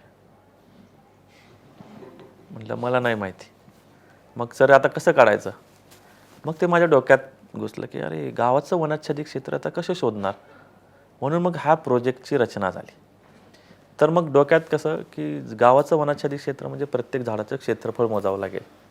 मग आपण त्यांना वर्तुळाचं क्षेत्रफळ शिकवलेलं असतं, त्याचा प्रॅक्टिकल आता इथं आलं. झाडाच्या बुंद्याच्या खोड्याचं तिथं एक दोरीचं टोक ठेवायचं आणि जी सावली जिथवर जाते ते म्हणजे त्या झाडाच्या सावलीने व्यापलेलं त्रिज्या, त्याची ती त्रिज्या वर्तुळाची. मग ते मुलांना सांगितलं की असं तुम्ही एक एक झाडाचं करायचं, आपल्याला गावचं वनाच्छादित क्षेत्र सापडेल. त्याला आम्हाला साधारणतः 3-4 महिने लागले. त्यांचे गट केले, प्रत्येकाला एरिया वाटून दिला. तुम्ही काय करायचं, रोज शनिवार रविवारी आपल्या सुट्टी असलं की मीटर टेप घ्यायचं, किंवा तुम्ही ज्यांच्याकडे मीटर टेप नव्हतं त्यांनी काय केलं, सुतुळीने त्या कासऱ्यांनी काय केलं, खुणा करून ठेवल्या. म्हणजे 1 मीटर, 1.5 मीटर, 2 मीटर असं. आणि मग ते असं सगळ्यांनी डेटा कलेक्ट केला आणि मग आम्ही गावाचं वनाच्छादित क्षेत्र जे आहे ते एके दिवशी काढलं. मग आता गावाचं क्षेत्रफळ किती आहे हे कोणाला माहिती आहे, हा पुढचा प्रश्न आला. मग हे कोणाकडे असू शकतं, तर मग गावचा तलाठी किंवा ग्रामसेवक यांच्याकडे गावाचे नकाशे असतात. मग आम्ही त्यांच्याकडे गेलो की असं आम्हाला आपल्या गावाचं क्षेत्रफळ सांगा बाबा किती आहे. मग त्यांनी सांगितलं हे इतकं हेक्टर आपलं क्षेत्रफळ आहे. मग हे आम्ही मुलांनी मोजलेलं आणि ते मग त्याच्या तुलनेत त्यांनी भागाकार करून काढलं की आपलं हे इतकं टक्के क्षेत्रफळ वनाच्छादित आहे. मग ते आमचं 26% होतं. मग आता 26% झाले आपला बेस. इथून आता पुढे आपल्याला काम करायचं. ते आता 33%, टार्गेट आपलं 33% आहे. मग असं नाही की लगेच आज झाडं लावली आणि ते 33% कव्हर केलं, असं नाही. तर जेव्हा ती मुलं झाडांचं क्षेत्रफळ मोजत होती त्याच वेळी मी त्यांना एक वर्कशीट दिली होती आणि त्यांना नोंद करायला सांगितली होती की ते झाड ते कोणत्या एरियात आहे, झाडाचं नाव काय आहे आणि एक अंदाजे वय बघा, किंवा ज्यानं जावलेलं आहे त्याला एक सांगता येते की सर हे 4 वर्ष झालं, 5 वर्ष झालं, किंवा फारच जुनं आहे, हे अंदाजे होतं. हे काही आम्ही झाडाचं वय अगदी शास्त्रीय पद्धतीने काढण्याच्या भानगडीत पडलो नाही. मग हा डेटा कलेक्ट झाल्यावर आम्ही गावचा एक ग्रीन मॅप तयार केला, नकाशा. त्या नकाशामध्ये आम्ही गावातली झाडं कोणत्या ठिकाणी आहेत, ती किती आहेत, त्याची संख्या किती आहे, हे आम्हाला आमच्या नकाशामध्ये दिसलं. आता कुठं झाडं लावली पाहिजेत, किती संख्येनं झाडं लावली पाहिजेत आणि ते कोणती लावली पाहिजेत, हे आम्ही एक्सपर्टना विचारलं. अभिजित घोरपडे तुम्ही ओळखून असाल, त्यांना आम्ही कॉल केला आणि म्हणलं अभिदा आम्ही असं असं केलेलं आहे, तर आमच्या मुलांना तुम्ही सांगा असं असं ग्रीन मॅप आहे, कोणती झाडं आम्ही लावावीत, कुठं लावावीत हे आमच्याकडे आता लोकेशन आहे. मग त्यांनी सांगितलेली आम्ही मुलांनी नोट डाऊन केली आणि मग त्यांच्या मदतीनं आम्ही ती झाडं त्या ठिकाणी लावली. आता झाडं लावली की लगेच 26 वरून 33 वर जात नाही, तर तो 10 वर्ष कंटिन्यू चाललेला प्रोजेक्ट होता. आणि मग त्या कंटिन्यू प्रोजेक्ट ह्याच्यामध्ये ते 26 वरून 33चं प्रमाण जे आहे ते आम्ही मला वाटतं 6व्या का 7व्या वर्षी ते अचीव केलं. त्याच्यामध्ये आम्ही ABCD असं झाडांचं वर्गवारी केली होती आणि ते जे D झाडं होती ना त्याच्यावरती आम्ही कोड चिटकवले होते आणि त्याच्यामध्ये एक सेन्सर होता. तो सेन्सर काय करायचा, जर कोणी ते झाड तोडायचा प्रयत्न केला तर काय व्हायचं, त्याच्यासाठी ते झाड ज्याला कोणाला आम्ही दत्तक दिलेलं आहे त्याच्या मोबाईलवर SMS जायचा की ते मेटलला त्याला कोणी टच झालं की ते व्हायचं. मग त्या मुलाला लगेच समजायचं की आपलं झाड धोक्यात आहे, कोणीतरी तिथं तोडायला आलेलं आहे. आणि मग म्हणून त्यांनी ते झाडं म्हणजे D झाडं तोडायची नाहीत हे आम्ही सगळ्यांना कंपल्सरी सांगितलं होतं. ABCतली झाडं तोडली तर ते क्षेत्रफळ वाढण्यासाठी किती वर्ष लागतात हे त्यांना माहीत होतं. तेवढ्या पटीत झाडं लावावी लागतील हे आम्ही सांगितलं. झाडं तोडू नका आम्ही सांगितलं नाही, ज्याला गरज आहे त्यांनी झाडं तोडायची, पण ते क्षेत्रफळ जे लॉस झालेलं आहे ते भरून काढण्याचं काम तुमचं आहे आणि त्याच्या पटीत तेवढी झाडं लावावीत. हा तो प्रोजेक्ट होता. त्याच्यामधून मग ते नॅशनल जिओग्राफीला जेव्हा आम्ही हे सांगितलं त्यांना तर आवडला तो प्रोजेक्ट आणि मग त्यांनी मला नॅशनल जिओग्राफिक एज्युकेटर म्हणून सन्मानित केलं आणि परत आता मी त्यांचा मेंटॉर आहे. म्हणजे इतरही शिक्षकांना मी असं नवीन नवीन प्रोजेक्ट त्यांच्याशी शेअर करतो. बरं, म्हणजे आता एक QR कोड झालं, एक हे एक झाडांचं झालं, एक ते पीस आर्मी झाली, आणखीन काय राहिले म्हणजे आता आणखीन काय आहे जे आम्हाला माहिती नाही आहे? हां बघा त्यांनी केलंच हां व्हर्च्युअल फील्ड ट्रिप. जसं मागा सांगितलं ना की पाठ्यपुस्तकातलेच घटक आम्ही जिथं कुठं अस्तित्वात आहेत तिथले ते शिकायचा प्रयत्न करतो. छत्रपती शिवरायांचा इतिहास आम्हाला 4थीला आहे, तर तो गडकिल्ल्यांच्या रूपात आहे आपल्या महाराष्ट्रामध्ये. तर तिथं जातो व्हर्च्युअली, तिथल्या गाईडला कॉन्टॅक्ट करायचा आणि त्याला सांगायचं की आम्ही या दिवशी तुला स्काईप कॉल करू, तू तेवढा आम्हाला तिथून ते लाईव्ह किल्ला दाखव, तिथं काय आत्ताच्या घडीला ते कसं आहे आपला अवशेष. मग हे मुलं समजून घेतात, पुस्तकातली माहिती त्याने सांगितलेली माहिती त्याला क्रॉस क्वेश्चन विचारणे. मग त्याच्यापेक्षा अजून काय तिथं वेगळं आहे, म्हणजे तुम्ही किल्ल्यांची अवस्था बघितली तर मुलांना फार वाईट वाटतं की सर एवढा मोठा आपला ऐतिहासिक वारसा आहे आणि त्याला आपण असं करतोय. तर मग ऐतिहासिक वारसाचे जतन करणे हे मूल्य बिंबवण्यासाठी वेगळं काही नाही करायची गरज. हे मुलांना समजतं, अनुभवलं की त्यांच्या मनामध्ये ती भावना निर्माण होते की आपण हे असं करायला पाहिजे, आपण असं वागायला नको होतं. हे छोटे छोटे हे आहेत, अनुभव आहेत, ते मुलांना अशा व्हर्च्युअल ट्रिपच्या माध्यमातून दिले जातात. हे झाले. आणखीन एक आता आणखीन काही असं आहे का की जे त्यांचा आम्हाला एक माहिती राहिला नाही की- आहे? त्यांचा एक राहिला की ते पीस पीस आर्मीचा आर्मीचा अनुभव राहिला. ते पीस आर्मीचा आम्ही काम करतोय पण आम्हाला हे करता येत नव्हतं की मुलं खरंच त्यांच्या मनातली भावना बदलली आहे का. पुलवामा अटॅक झाला आणि आम्हाला ती संधी मिळाली की आता ती टेन्स सिच्युएशन बॉर्डरवरती असताना यांच्या मनात काय आहे, यांना असं वाटतंय का की तो मित्र जो आहे तो आपला शत्रू आहे, त्यांच्या मनातली ती भावना बदलली आहे का. आणि मग परत आम्ही सगळ्यांची मीटिंग कॉल केली आणि सगळ्या टीचर्सना विचारलं की चला आता तुम्ही मुलांच्या मनात काय चाललंय त्यांना विचारा की त्यांच्या पीस बडीबद्दल त्यांना काय वाटतंय, त्यांना असं वाटतंय का की त्याच्याशी आपण बोलू नये किंवा आपल्या शत्रू राष्ट्राचा जो एक विद्यार्थी आहे किंवा एक नागरिक आहे असं काही त्याच्या मनात आहे का.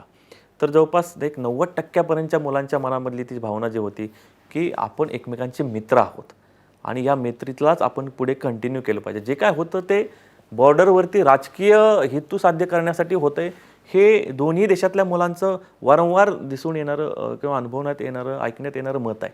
जे काय आहे ते एका विशिष्ट भूभागासाठी पॉलिटिकली केलं जातं. आमच्या नागरिकांच्या मनात तुमच्याबद्दल काहीच नाही आहे आणि तुमच्या मनात आमच्याबद्दल काही ठेवू नका. झायरा सिस्टर्सचं मी उदाहरण देईल. रिसेंटली आम्ही त्यांच्याशी जेव्हा हे करत होतो, इंटरॅक्शन करत होतो मागच्या 2 का 3 आठवड्यापूर्वी. तर ती झायरा सिस्टर्स ज्या भगिनी आहेत त्यातली मोठी म्हणाली की सर ये देखो ना कि इंडिया और पाकिस्तान में कितनी सिमिलॅरिटीज है. हम आपण दिसतो एक दुसऱ्यांसारखे, खातो पितो आपण, सणसुद्धा आपले सारखे आहेत, भाषासुद्धा तुमची हिंदी आमची हिंदी समजते. युरोपियन कंट्रीजमध्ये बघा, जर्मनीवाले जर्मन भाषा बोलतात, फ्रान्सवाले फ्रेंच भाषा बोलतात, त्यांचं चलनसुद्धा म्हणजे एवढं विविधता असून डिफरन्सेस असून ते एक आहेत. म्हणजे एवढी एकता आहे की चलनसुद्धा एक ठेवलेलं आहे त्यांनी. मग आपण का भांडावं सर? एवढ्या सिमिलॅरिटीज असताना आपण भांडतोय आणि एवढे डिफरन्सेस असताना ते एकत्र आहेत. तर हा कुठेतरी आपल्याला थांबायला पाहिजे असं तिनं मत ते त्या ठिकाणी व्यक्त केलं. आणि मला वाटतं ती आता सुरुवात झालेली आहे. जे मला त्यांच्या पुलवामा अटॅक मला आम्हाला हेच चेक करायचं की मुलांना वाटतंय का की त्यांचा पेसबडीबद्दल त्यांच्या मनातली भावना काय, त्यालाशी बोलायचं आहे बोलायचं नाही आहे, किंवा तो आता आपल्या शत्रू रस्त्याचा आहे सर आपल्याला मला त्याशी बोलायचं नाही आहे. हे आम्ही पर्सनली 1 to 1 म्हणजे शिक्षकांना आधी सांगितलं की हे आपल्याला 1 to 1 करायचं आहे आणि स्पेसिफिकली आपल्याला फक्त पीसबडीबद्दलच बोलायचं आहे, बाकीचं नाही आपल्याला. कारण त्याचा मित्र आणि त्यांचं कंटिन्युअस डायलॉग चालू आहे. तर आमच्या 90% मुलांना ते वाटत होतं की नाही, माझा पीसबडी जरी आमची त्यांची भांडणं असले तरी आम्ही फ्रेंडच आहोत, आमच्या मनामध्ये एकमेकांबद्दल द्वेष भावना नाही आहे. दिसले सर, आता सगळ्या शासन दरबारी तुमचे सत्कार होणार आहेत. शिक्षण मंत्री भेटतील, मुख्यमंत्री भेटतील. त्यांनी जर तुम्हाला सांगितलं आता की परितेवाडीची शाळा सोडा, मुंबईत या, मुंबईतली एखादी मोठी शाळा तुम्ही घ्या, तर तुम्ही सोडा आणि परितेवाडीचे लोक सोडतील का तुम्हाला? नाही, यावर्षीच माझी बदली होणं अपेक्षित होतं. कारण आता 10 वर्ष मला पूर्ण झालेली आहेत एका शाळेवरती आणि कोविड असल्यामुळं ती ट्रान्सफर संपलेले आहे, म्हणजे पोस्टपोन झाले. पण नेक्स्ट इयर मे बी माझा ट्रान्सफर ड्यू आहे, होईलच ते आता.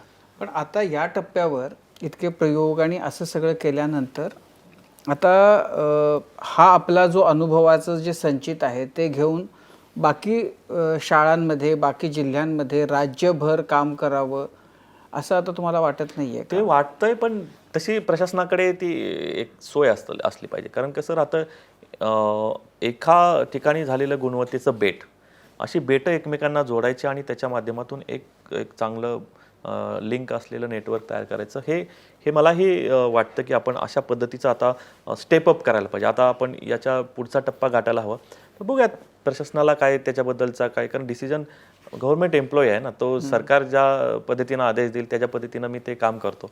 तर तसं झालं तर मला ते जास्त करायला आवडेल. पण लहानपणापासून म्हणजे शाळेमध्ये प्रयोग करेपर्यंत असे कोणी होते का आदर्श शिक्षक म्हणूया किंवा प्रयोगशील शिक्षक, ज्यांच्याकडं बघून आपण काहीतरी करावंसं वाटलं किंवा हे सगळं करताना ज्यांच्या प्रयोगाचा उपयोग झाला, देशातले असतील, महाराष्ट्रातले असतील, बाहेरचे असतील, असे कोण खास करून ज्यांच्या खास करून मी उल्लेख करेन, मी ज्यांच्या सोबत इंटर्नशिप केली, म्हणजे ज्यांचा वर्ग मला स्वतःला हँडल करायला मिळाला, ते राजेंद्र माने गुरुजी.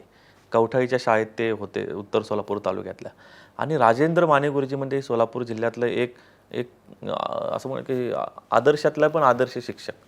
स्वतःचं जीवन त्यांनी त्या शिक्षक पेशाला अर्पण केलेलं आहे. म्हणजे इतकं की त्यांनी लग्न पण नाही केलेलं. ते त्या गावातच राहायचे, गावकरीच त्यांना रोज डब्बा आणून द्यायचं, त्यांची सगळी काळजी गावकरीच घ्यायचे. अशा माने गुरुजींचा वर्ग मला 6 महिने इंटर्नशिपसाठी मिळाला. आणि त्यांचे जे अनुभव होते, त्यांचं जे डिवोशन होतं, ते माझ्या कायम लक्षात राहतं की आपण तेवढं डेडिकेटेड असायला हवं. अर्थात त्यांचा तो लग्नाचा भाग बाजूला सोडला तरी इतर बाकीचा भाग मला अनुकरणीय वाटला की ते आपण करायला हवं. ते आपल्या मनातले किंवा आपले एक आयडॉल आहेत, हा माझ्या मनातला कायमचा. बाकी आता जगामध्ये जे अनेक शिक्षकांशी आता तुमचं एक नेटवर्क सगळ्यांचं झालेलं आहे, असा कोणता भाग आहे, असं कोणती शाळा, असा कोणता शिक्षक, असा कोणत्या देशात आहे की जे आपल्याला इझिली आपण आपल्याकडं करू शकू असं आता तुम्हाला वाटतंय की हे आपण आत्ता करत नाही आहोत, जे तिथं होतंय, जे आपण केलं पाहिजे? त्याच्यासाठी मी फिनलंडचा माझा जो शिक्षक मित्र आहे पेक्का ओली, याचं उदाहरण मला कायमस्वरूपी लक्षात राहतं किंवा त्याच्यासारखं मी त्याला फॉलो करतो म्हणल्यासारखं. ते खूप फिनलंडची शिक्षण पद्धतीबद्दल आपण बऱ्याचदा ऐकलेलं असतं, वाचलेलं असतं, पण त्यांचे प्रॅक्टिकल अनुभव जे आहेत ते फार म्हणजे कल्पनाच करता येत नाही. 6 महिनेच ते शाळा शिकतात, 6 महिने ते प्रॅक्टिकलला सोडून दिलेले असतात. त्यांनी ते शिकला ते पूर्ण करून जायचं. हे जे मी प्रॅक्टिकली अनुभव देतो ना, तर ते मला त्याच्याकडून खूप शिकायला मिळतं. म्हणजे त्याला मी एक प्रकारे म्हणूयात की आपण त्यालाच मी फॉलो करतो. त्याच्या विचारांचा माझ्यावर जास्त प्रभाव आहे आणि त्या विचारांनीच प्रेरित होऊन असे वेगवेगळे प्रोजेक्ट जे आहेत ते डिझाईन केले जातात. आता पुढं काय म्हणजे आणखीन 10 वर्षांनी रणजित डिसले गुरुजी, रणजित डिसले सर स्वतःला कुठं बघतायत? त्यांना काय करायचं आहे काय पुढं? आता असे 10 वर्षांनी 10,000 रणजित डिसले तयार व्हायला पाहिजेत 10 वर्षात नेक्स्ट. आणि कारण एकदा आता केवळ हे यश जे आहे ते सरकारी शाळांचा चेहरामेहरा बदलण्यासाठी किंवा त्याच्याकडे पाहण्याचा दृष्टिकोन बदलण्यासाठी कदाचित काही काळासाठी उपयुक्त ठरेल. पण माझ्यासारखे अनेक शिक्षक तयार व्हावेत. ते शिक्षक या शाळांचा चेहरामोहरा बदलतील आणि त्यांच्या मदतीनंच हे पूर्ण यंत्रणा सिस्टम जे आहे ते आपण म्हणतो की चांगल्या नावारूपाला येईल. तर मला पुढच्या 10 वर्षामध्ये माझ्यासारखे हजारो रणजित डिसले जे आहेत ते तयार झालेले पाहायला आवडेल. आपल्याकडे एक काय होतं की जोपर्यंत तुम्हाला बाहेर रेकग्नेशन मिळत नाही तोपर्यंत त्याची किंमत वाटतच नाही. समाजाला, राज्यकर्त्यांना, मीडियाला, कुणालाच. म्हणजे मी असं म्हणेन की थोडा अपवाद मी माझाचा करीन कारण तुम्ही हे काही नसताना तुम्ही माझाच्या व्यासपीठावर अनेकदा आलेले आहात.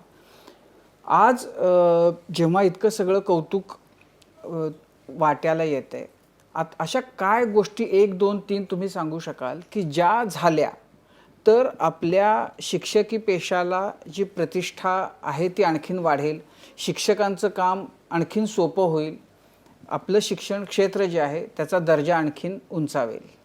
सर्वात महत्त्वाचा मुद्दा जो तुम्ही पहिल्यांदाच उल्लेख केला की शिक्षकांप्रतीचा आदरभाव, रिस्पेक्ट. त्यांच्या इनोव्हेशन्सला, त्यांच्या समाजातल्या स्टेटसला आपण रिस्पेक्ट करायला शिकलं पाहिजे. आणि we should amplify their voice, we should hurt their voice. त्यांचे कारण ग्राउंडवरचे अनुभव आहेत ते प्रशासनाने, शासनाने ऐकायला हवेत. त्यांचे अनुभव, त्यांचे जे शैक्षणिक प्रयोग आहेत हे कसे आपल्याला रिप्लिकेट करता येईल. यांचे प्रयोग त्या एका विशिष्ट एरियापुरतेच मर्यादित असतात. शासनाचे पूर्ण स्केल करण्यासाठीचा प्रयत्न असतो. ह्या दोघांमध्ये एक काहीतरी आपल्याला समन्वय साधायला हवा. यांच्या आयडियांना त्यांनी रिकग्नाईज केलं आणि त्या अनेकांपर्यंत पोचवायला सुरुवात केली तर जास्तीत जास्त फायदा आणि शिक्षण क्षेत्राचा चेहरामोहरा बदलू शकतो. हा एक मुद्दा आहे. दुसरा आहे शिक्षकांचे प्रोफेशनल डेव्हलपमेंटचा भाग. तो जो आता NEPमध्ये पण प्रकर्षाने तो उल्लेखित केलेला आहे. शिक्षकांना जसं मी म्हणतो की 21व्या शतकातले शिक्षक आता देशाला आणि जगाला गरजेचे आहेत की त्याच्यामध्ये शिकवण्याची पद्धत येते. मुलांसोबत तुम्ही जसं म्हणालात की चाइल्ड सायकोलॉजीचा भाग येतो, इनोव्हेटिव्ह प्रॅक्टिसेस, सातत्यपूर्ण रीतीने नाविन्यपूर्ण उपक्रम राबवणं हा भाग येतोय आणि याला तुम्ही कशा पद्धतीनं पुढे समाजापुढे आणता हा महत्त्वाचा भाग प्रोफेशनल डेव्हलपमेंटसाठी महत्त्वाचा आहे. तशा संधी शिक्षकांना मिळायला हव्यात. आज मी जेव्हा तिसरा मुद्दा मांडू इच्छितो की शिक्षकांवरच्या असणाऱ्या कामांचा लोड. आजचे अनेक जिल्हा परिषद शाळातले किंवा सरकारी शाळातल्या शिक्षकांना शालाबाह्य कामं भरपूर आहेत. त्याचा तो खूप प्रेशर त्यांच्यावरती येतो आणि मग क्लासरूममधला परफॉर्मन्स जो आहे तो डाऊन व्हायला सुरुवात होते. बाहेरच्या देशात मी पाहतो तर शिक्षकांना असिस्टंट टीचर असतात, असिस्टंट टीचर असतात, परफॉर्मन्स एनहान्सिंग कोच असतात, काउन्सिलर असतात. ते त्यांचा परफॉर्मन्स वाढवण्यासाठी रिस्पॉन्सिबल असतात. त्यांचं मानसिक जे काही काउन्सिलिंग करायचं आहे, समुपदेशन ते करतात. आपल्याकडे अजूनही पदांची पुनर्रचना झालेली नाही आहे 70 वर्षामध्ये. अजूनही शिक्षकांनी शिकवायचंच काम करावं पण त्यांच्याही काही समस्या असतात.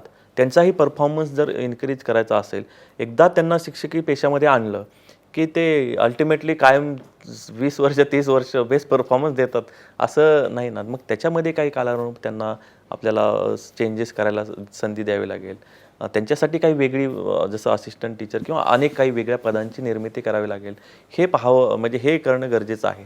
आणि शिक्षण हा खर्च न मानता गुंतवणूक मानायला हवा. याच्याकडे म्हणजे खर्च आहे याच्यावरचा म्हणून ते कमी करण्याकडे कल दिसून येतो. 3% वर आपण पुढे कधी जात नाही तर खर्च करायला. तो खर्च नाही तर ते इन्व्हेस्टमेंट आहे. हा जेव्हा बदल प्रशासनाच्या मानसिकतेमध्ये व्हायला सुरुवात होईल तर ते एक पाऊल पडेल की चांगल्या शिक्षण व्यवस्थेच्या दृष्टीने. दिसले सर, तुम्ही शिक्षण बाह्य कामं जी असतात झेडपीच्या शिक्षकाला त्यावर कशी मात केली? तुम्हाला किती करावी लागली? हां, खूप छान. आता कोविडमध्ये तर दारूच्या दुकानावर पण ड्युटी लागली होती. ते तर मी म्हणलं की शिक्षकांचा आदर आणि रिस्पेक्ट, समाजातलं स्थान जे आहे ते समाजाने जपलं पाहिजे. त्यांना असं तुम्ही नाही ट्रीट करू कशी शकत. मात केली? तुमच्यावर किती कामं लागली? मला लक्षात घ्या, मी 2 वर्ष टीचर्स डायरी लिहिली आणि मी रोज जे काही मला अशैक्षणिक कामं करावी लागतात त्याची नोंद ठेवत गेलो.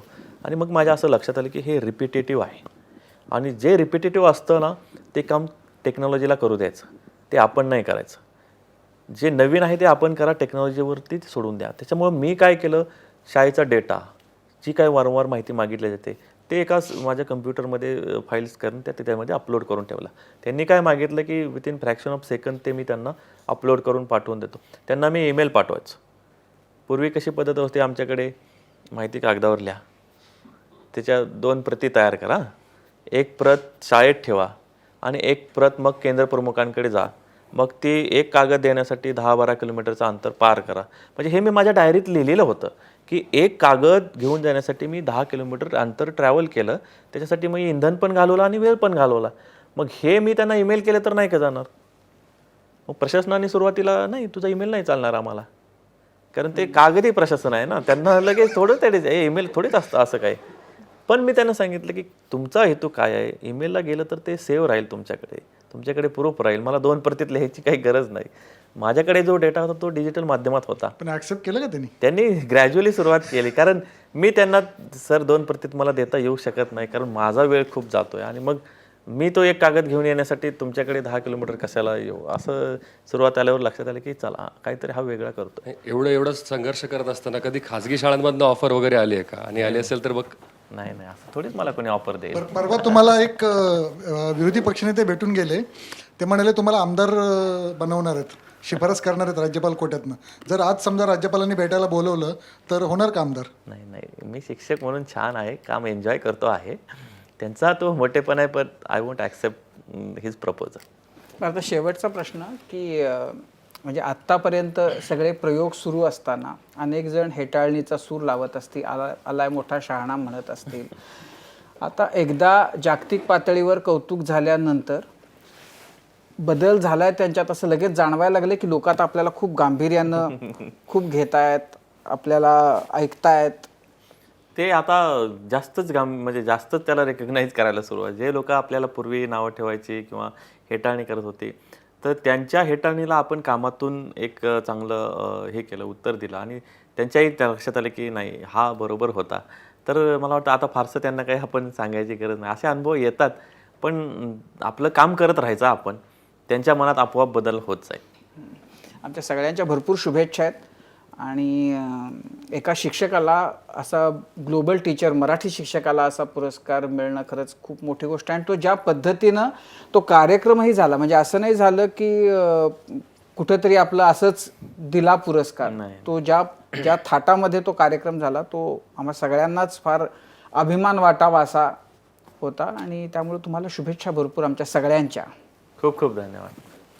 ज्ञानदानाचं काम खूप श्रेष्ठ काम समजलं जातं, तेच तुम्ही करताय. आणि आय एम शुअर की आता या टप्प्यावरती तुम्हाला थांबायचं नाही आहे, तर खूप सारे एक्सपेरिमेंट्स करायचे आहेत, पुढे जायचं आहे. त्या सगळ्यासाठी आमच्या मनापासून शुभेच्छा, पुन्हा एकदा अभिनंदन. आणि इतक्या बिझी शेड्यूलमधनं इथे आलात, गप्पा मारलात, त्याबद्दल थँक्यू सो मच. धन्यवाद. आणि यानंतर माझा कट्ट्यावरती आत्ता वेळ झालेली आहे इथेच थांबण्याची. ताज्या बातम्यांसाठी पाहत रहा ABP माझा.